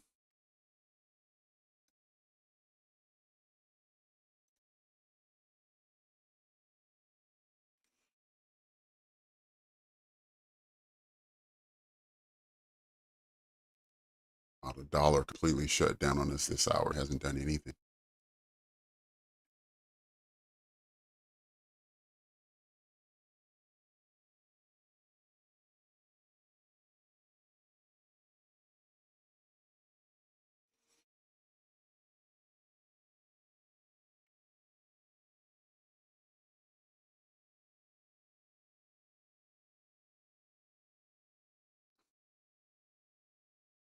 All right, so 30 handles on this last pass. And this one candle, essentially. This one candle gave 30 handles.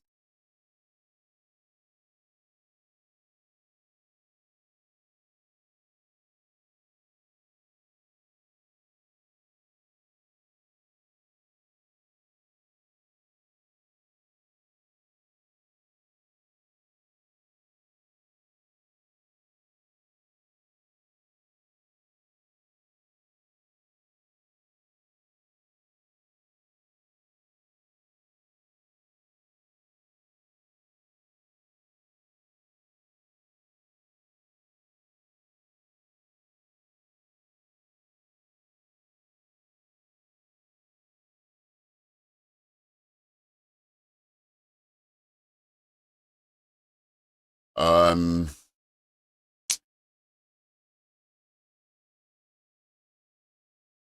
I think I understand what you're saying. You're saying that price is now balanced. So at what point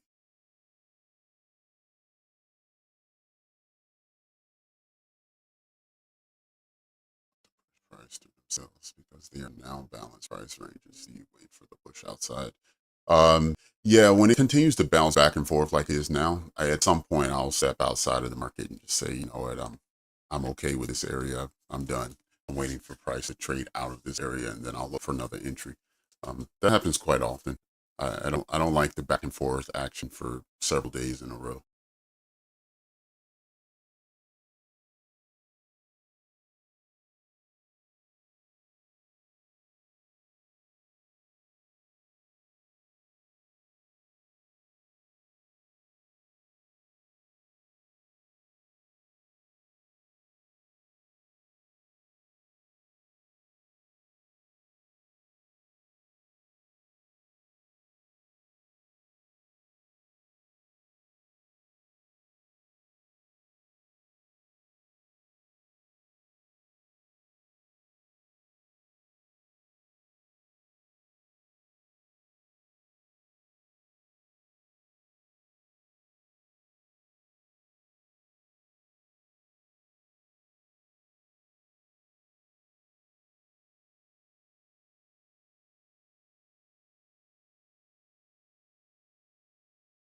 Right, so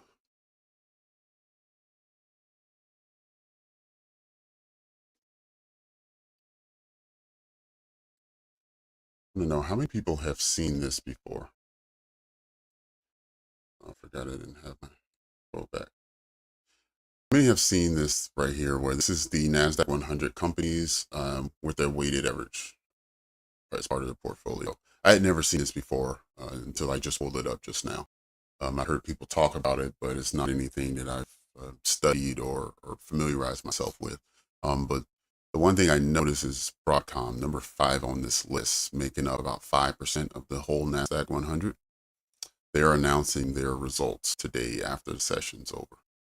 So keep that in mind if you're trading for the next 30 minutes or so, that there should be a nice reaction in Nasdaq coming from Broadcom announcing their quarterly earnings.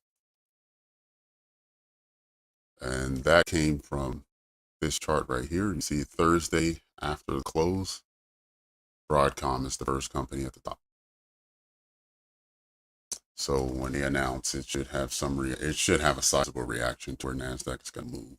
And that's happening Thursday after close. So that usually you can get that reaction anywhere from 4 o'clock on, but most of the time it's more like 15 or 20 minutes after the hour.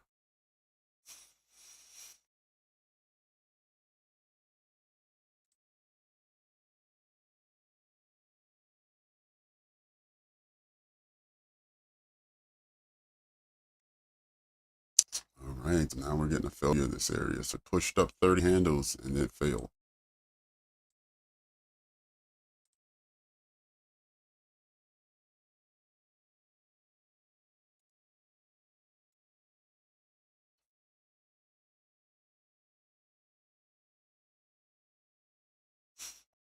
In fact, this inversion right here might be reclaimed.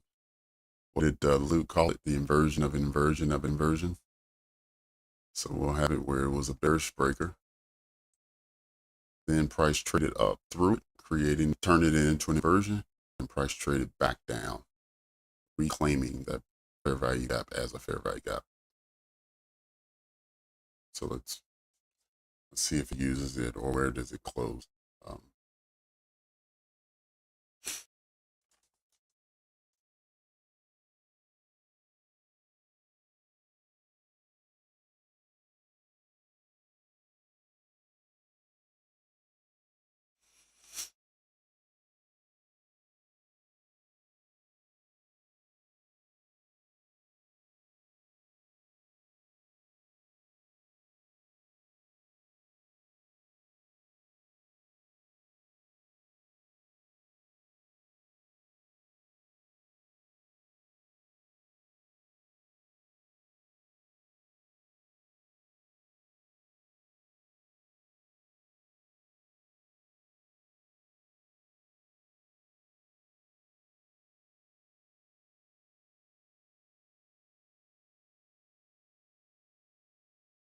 Oh, 30 handles. Sorry. That's ICT always mentions handles. So a handle is 1 point. So each point or each handle consists of 4 ticks: 0.25, 0.5, 0.75, and 0.00. So 4 ticks make up 1 handle, 1 point.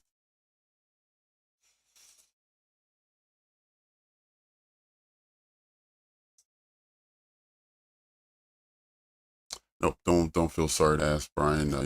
Anytime you see something that you don't understand or hear something come out of my mouth that doesn't make sense to you, just flag it.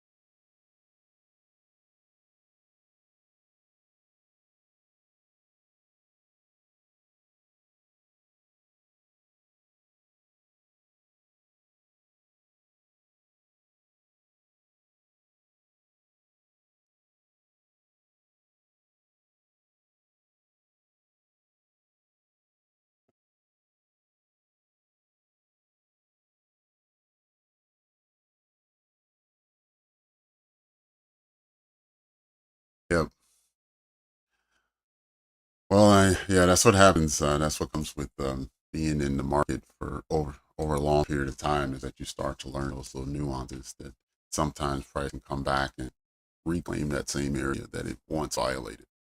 I try to delete them off my screen just because I don't want to wait to see if it comes back to reclaim it, but you do see it happen occasionally.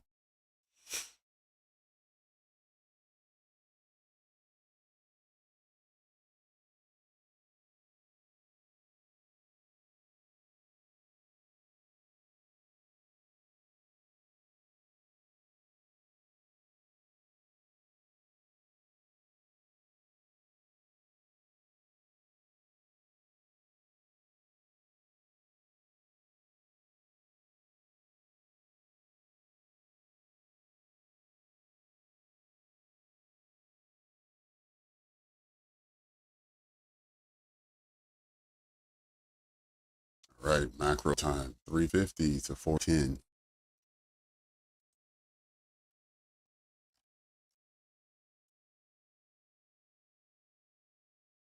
Remember, it may not be a big range because of the news that's coming shortly afterwards.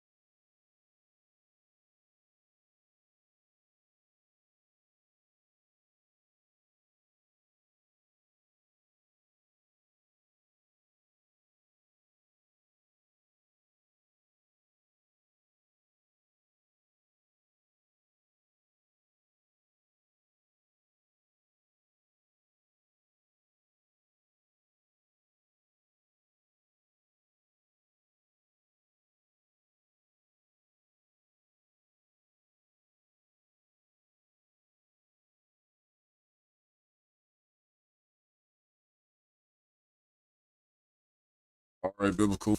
Appreciate you being here again today. For anyone else who is calling it a day and moving on to other things, if you could do a huge favor and hit the thumbs up button, that'd be amazing. If you are brand new and you're just watching today and you're enjoying the show, make sure that you're subscribed so you get access to the chat window and so you get reminders for all the future live streams that we do.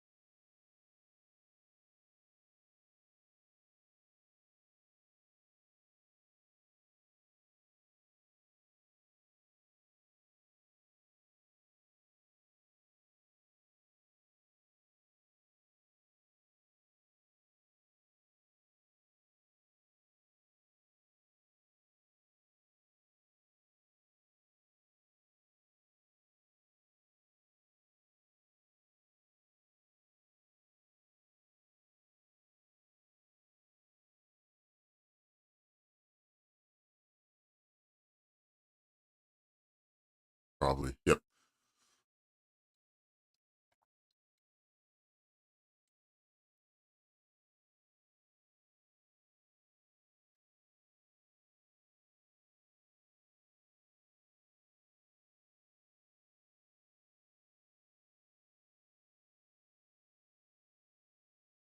All right, Lou. Appreciate you joining today. We'll catch you on the next one.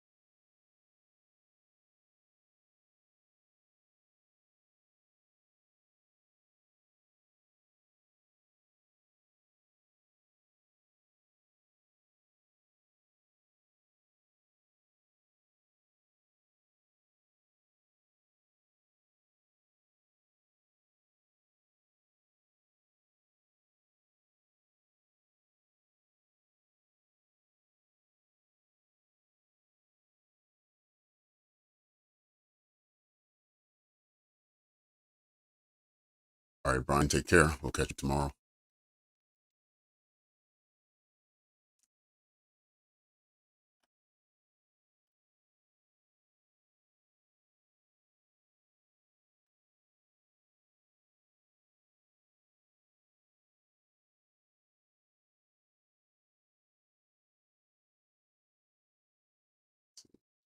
Break higher.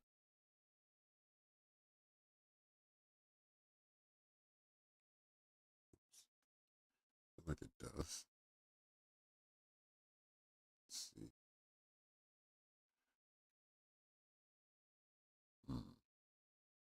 Maybe it doesn't.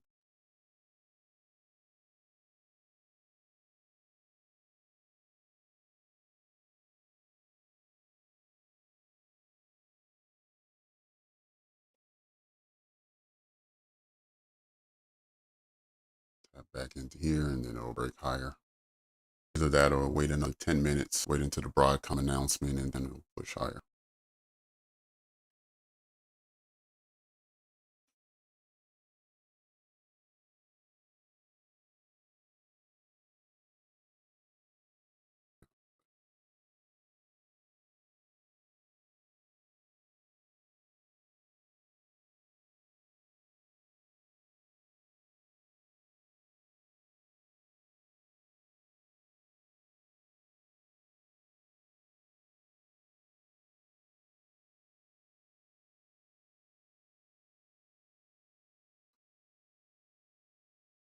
There it is. Now finally we can do this.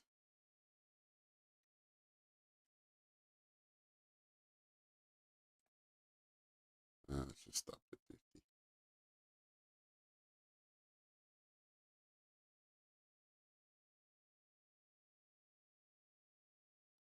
Oh, actually, I think I had the entry here.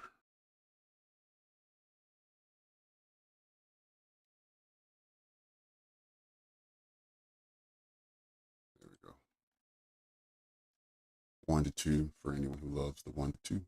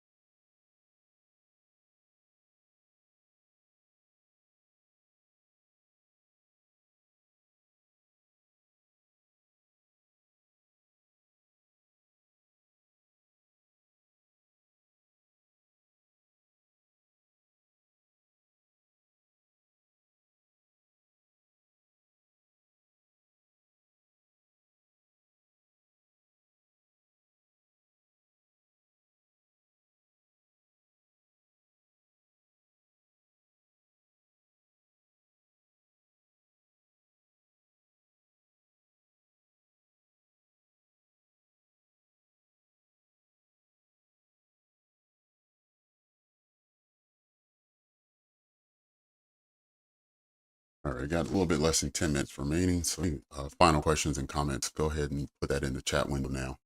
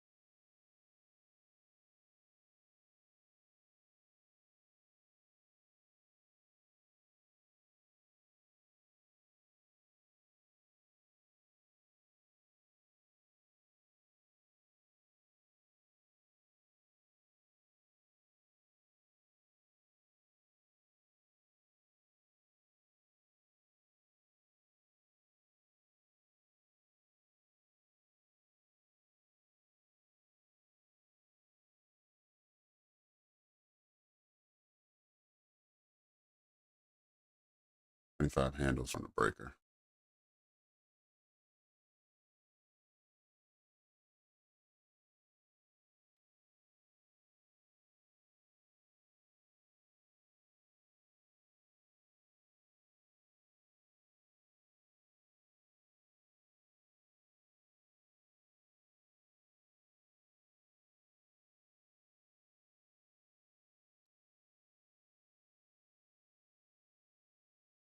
El Jefe, Avgo posting. Avgo, is that a company? It said it'll post after close. We have Broadcom, and these were all the companies there. Avco, I'm not sure if I see them. But on Twitter, Earnings Whisperer. This is where I get this from. Earnings Whisperer. All right, so there's that 1 to 2 trade where you would have put in a 26-point stop loss, but you would have grabbed 52 handles from this black line here at 953 as price was trading through. You would have been taking that market execution. And this is all, and I only put that there because earlier I was telling you that when price trades through a breaker on its way back up, I like to take the entry at the consequent encroachment mark. So I raised it just, I think about 4 or 5 handles above that and said, all right, if we get there, then that's the entry. And then I just set up a 1 to 2 trade to show how that would play out. Now, the first time I threw it up there, we all saw price trade lower. This candle right before it. So it traded higher, tapped in, and then traded lower, which would have been a lost trade. So coming back in at a 1 to 2 after this trade finished, then basically you'd be at, it would have been like a 1 to 1 trade.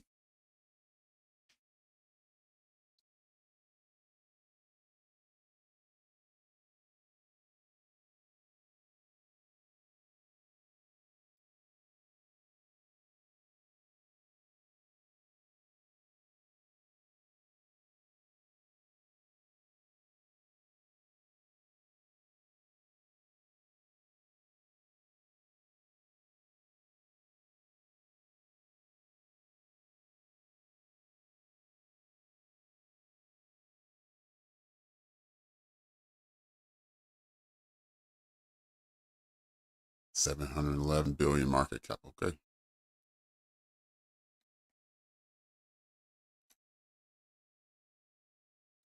I don't know. Are they on the list? You said Avgo? Oh, here. Oh, Broadcom. Oh, okay. Sorry. You gave me the symbol, which I didn't realize it was the same. I was thinking of Broadcom. Got it. Okay. So we're talking about the same thing. I don't think they've announced yet. I think the announcement is around 10 after 420 or so, somewhere around there.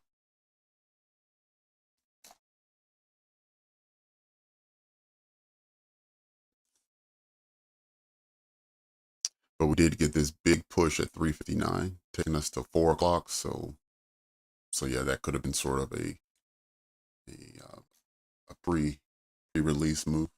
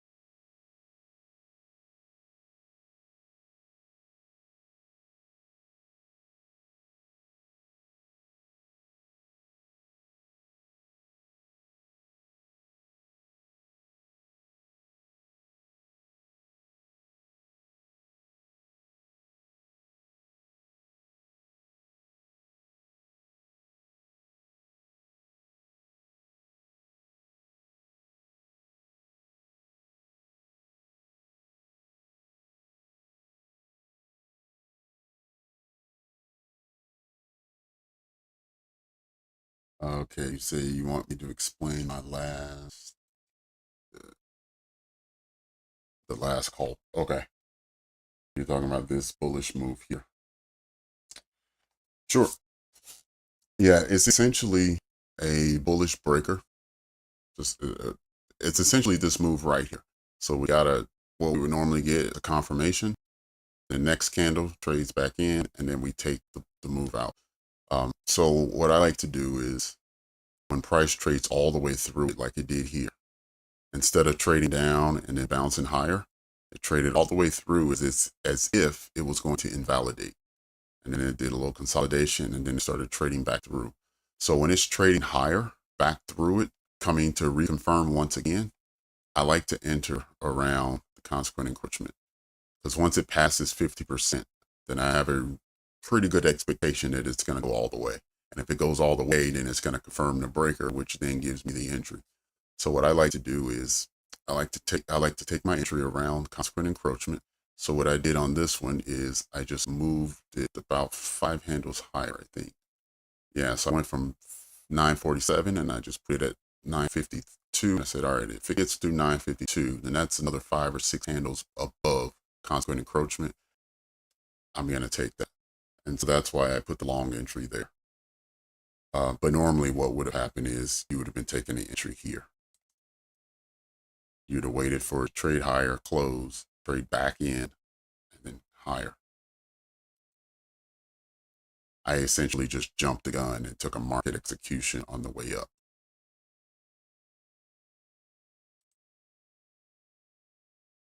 But as you can see, there's still a little wiggle room. So this previous candle traded higher, and then it traded lower, all the way back to the low end of the breaker. So you can still get stopped out, or you can still be in drawdown, even if you take an entry on the consequent encroachment on its way back up. But just through my back testing and watching this happen, 9 out of 10 times when it traded higher and it hit the 50% mark, it ended up making it all the way. So that was just me just trying to be aggressive, jump the gun a little bit, knowing that we were at the end of the day and we're running out of time, but also having seen it work out time and time again. when it trades below, but then comes back and trades through it.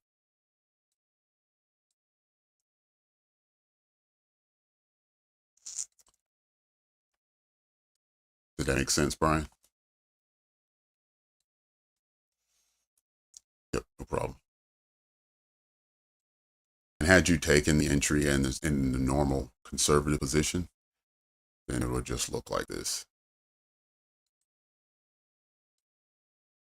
Right now that price already traded through it, you're not worried about it trading to the levels below, which we call the manipulation leg. You're not worried about that too much anymore. So then you can drop your stop loss to consequent encroachment level, which in this case is about 20 handles of stop loss. I usually want to take I usually like to take somewhere between 20 and 30 as my TP. And in this case,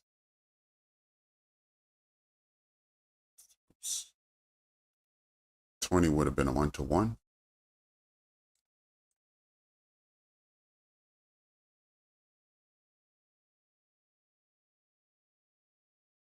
Right, so you would have entered here at 1600, and then here at 1602, you would have been done with 20 handles.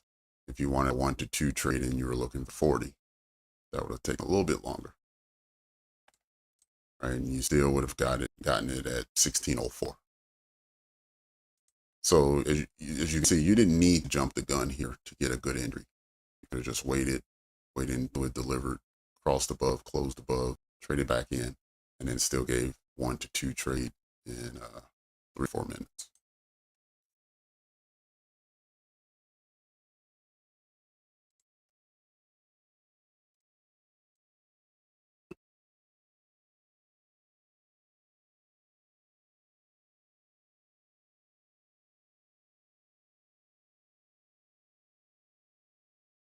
Eagle eye. Okay, you took the 250 macro short. Okay. Oh yeah, I remember that. The last one when we were looking here and we said, all right, it's gonna go from here to here, and then we're gonna come here. I didn't know it was gonna go that deep. I thought it would come somewhere in the top quartile of the breaker. I didn't know it was gonna go all the way down. But we did anticipate it coming down 960. So that was a good 60, 70 handle trade there. Or if you took it out of this area right here, you still was able to get about 40 to 50. So sweet. All right. So let's see. Any more questions or comments? Nothing at the moment. All right, everyone. I gave a few extra minutes today. I know I was late getting into the afternoon session, but hopefully, see, this is the news announcement. Broadcom. And it's a what, 4:15? All right, let's hang on for another, let's watch this for another 5 minutes. Let's stay here. Let's stick around for a bit.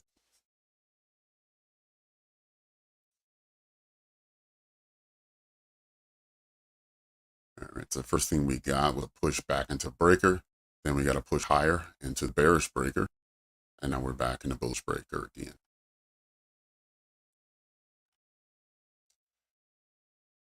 Right, I thought when we push lower during the 3 o'clock hour that we would get pushed out of this breaker to the next breaker, and we did. It just happened after 4 o'clock.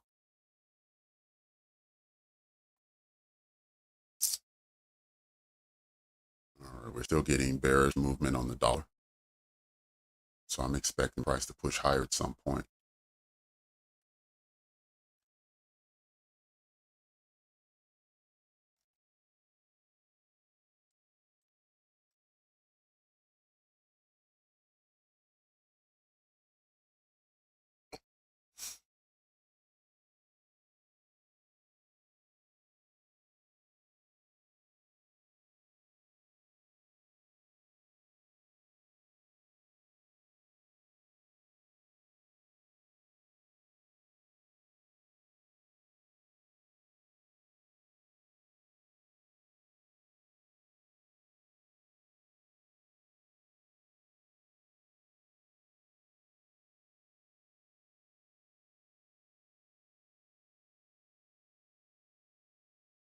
First retracement was to 50%. So that's the first thing it did. It came down, traded 50%. And that's when it shot back up to the bearish breaker.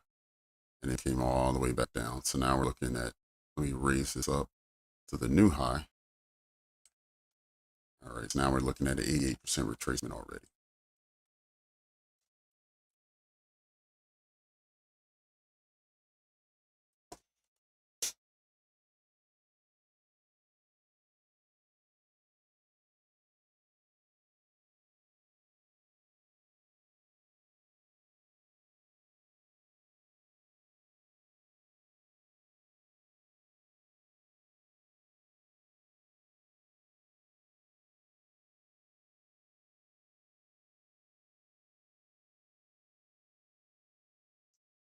Just before the macro, we created a new 1 minute breaker if anyone was looking at that time frame. It was confirmed on the big push out of the 5 minute breaker. And then here's the first retracement back into that range. We hit consequent encroachment just a couple candles ago. Let's see now if we push out of this range.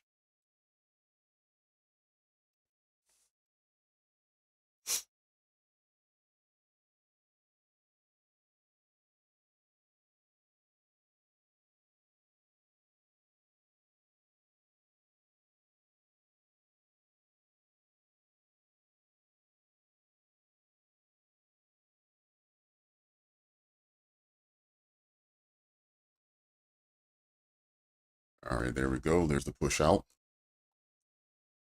A confirmation of this breaker is right at consequent encroachment of the larger breaker. Remember, we talked about the consequent encroachment. When we trade lower and then we come back up, we hit consequent encroachment, we have a reasonable expectation that we're going to continue higher, that we're going to trade out of the breaker. Now, it does fail sometimes, but our expectation is that we push higher.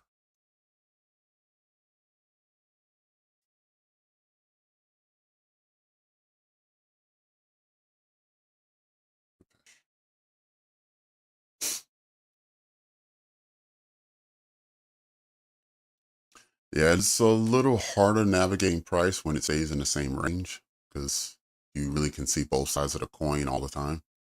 But for the most part, price hasn't been too difficult to read today. At least decided direction for the market for the week, that's for sure. We haven't done too much this week already, so we missed Monday because of the bank holiday. So this, actually, no, the weekly candle that's a good size range on it. Just the last couple days have been subpar. Tuesday really set the tone for the week. But we've done all the retracement we need to do on the daily. So if we continue lower, then the question is, are we really going higher?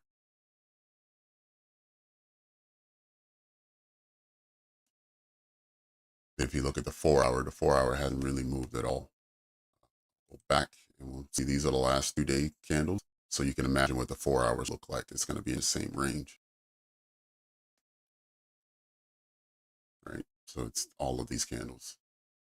So we're at 12, 13, 14 candles in a row of not a lot of range. So, so yeah, at some point we will need to break out. And I'm thinking it's going to be this. But that's just my thought.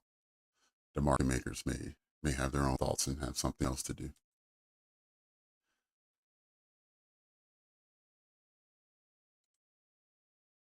All right, here's the hourly, that same 4 hours. So yeah, so the last couple of days it just hasn't been a lot of activity. Not a lot has happened. Had a small bearish candle on both. Decent sized wicks, about equal size on the top and the bottom. We got bullish support below. We got bearish resistance above, and we're sitting right here in the center. So yeah, tomorrow should be interesting, and it's NFP. So get ready.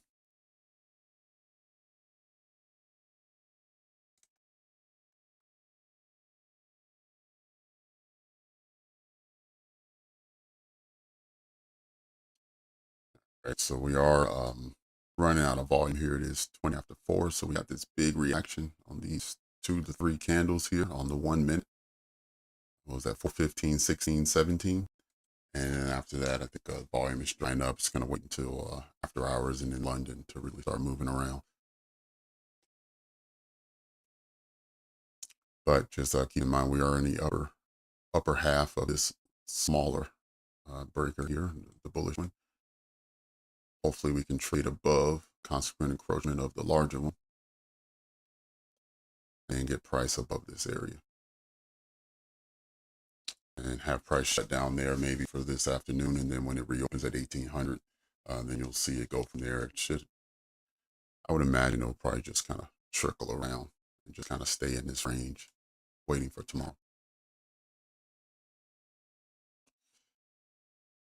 But yeah, thank you all for hanging around with me. I know we were getting ready to get off, and then we saw that big candle hit at 4:15, so we decided to stay for a few extra minutes. So thank you for hanging out with me for a few extra minutes. Maybe we'll have to schedule some of these sessions when we see some of the larger companies announcing at 4 o'clock. Maybe we'll just stick around until about 4:30 on those days.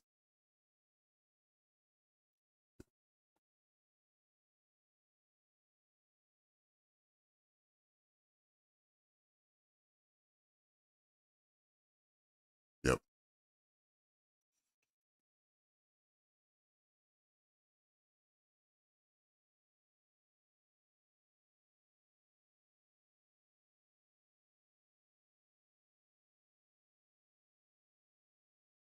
Yep.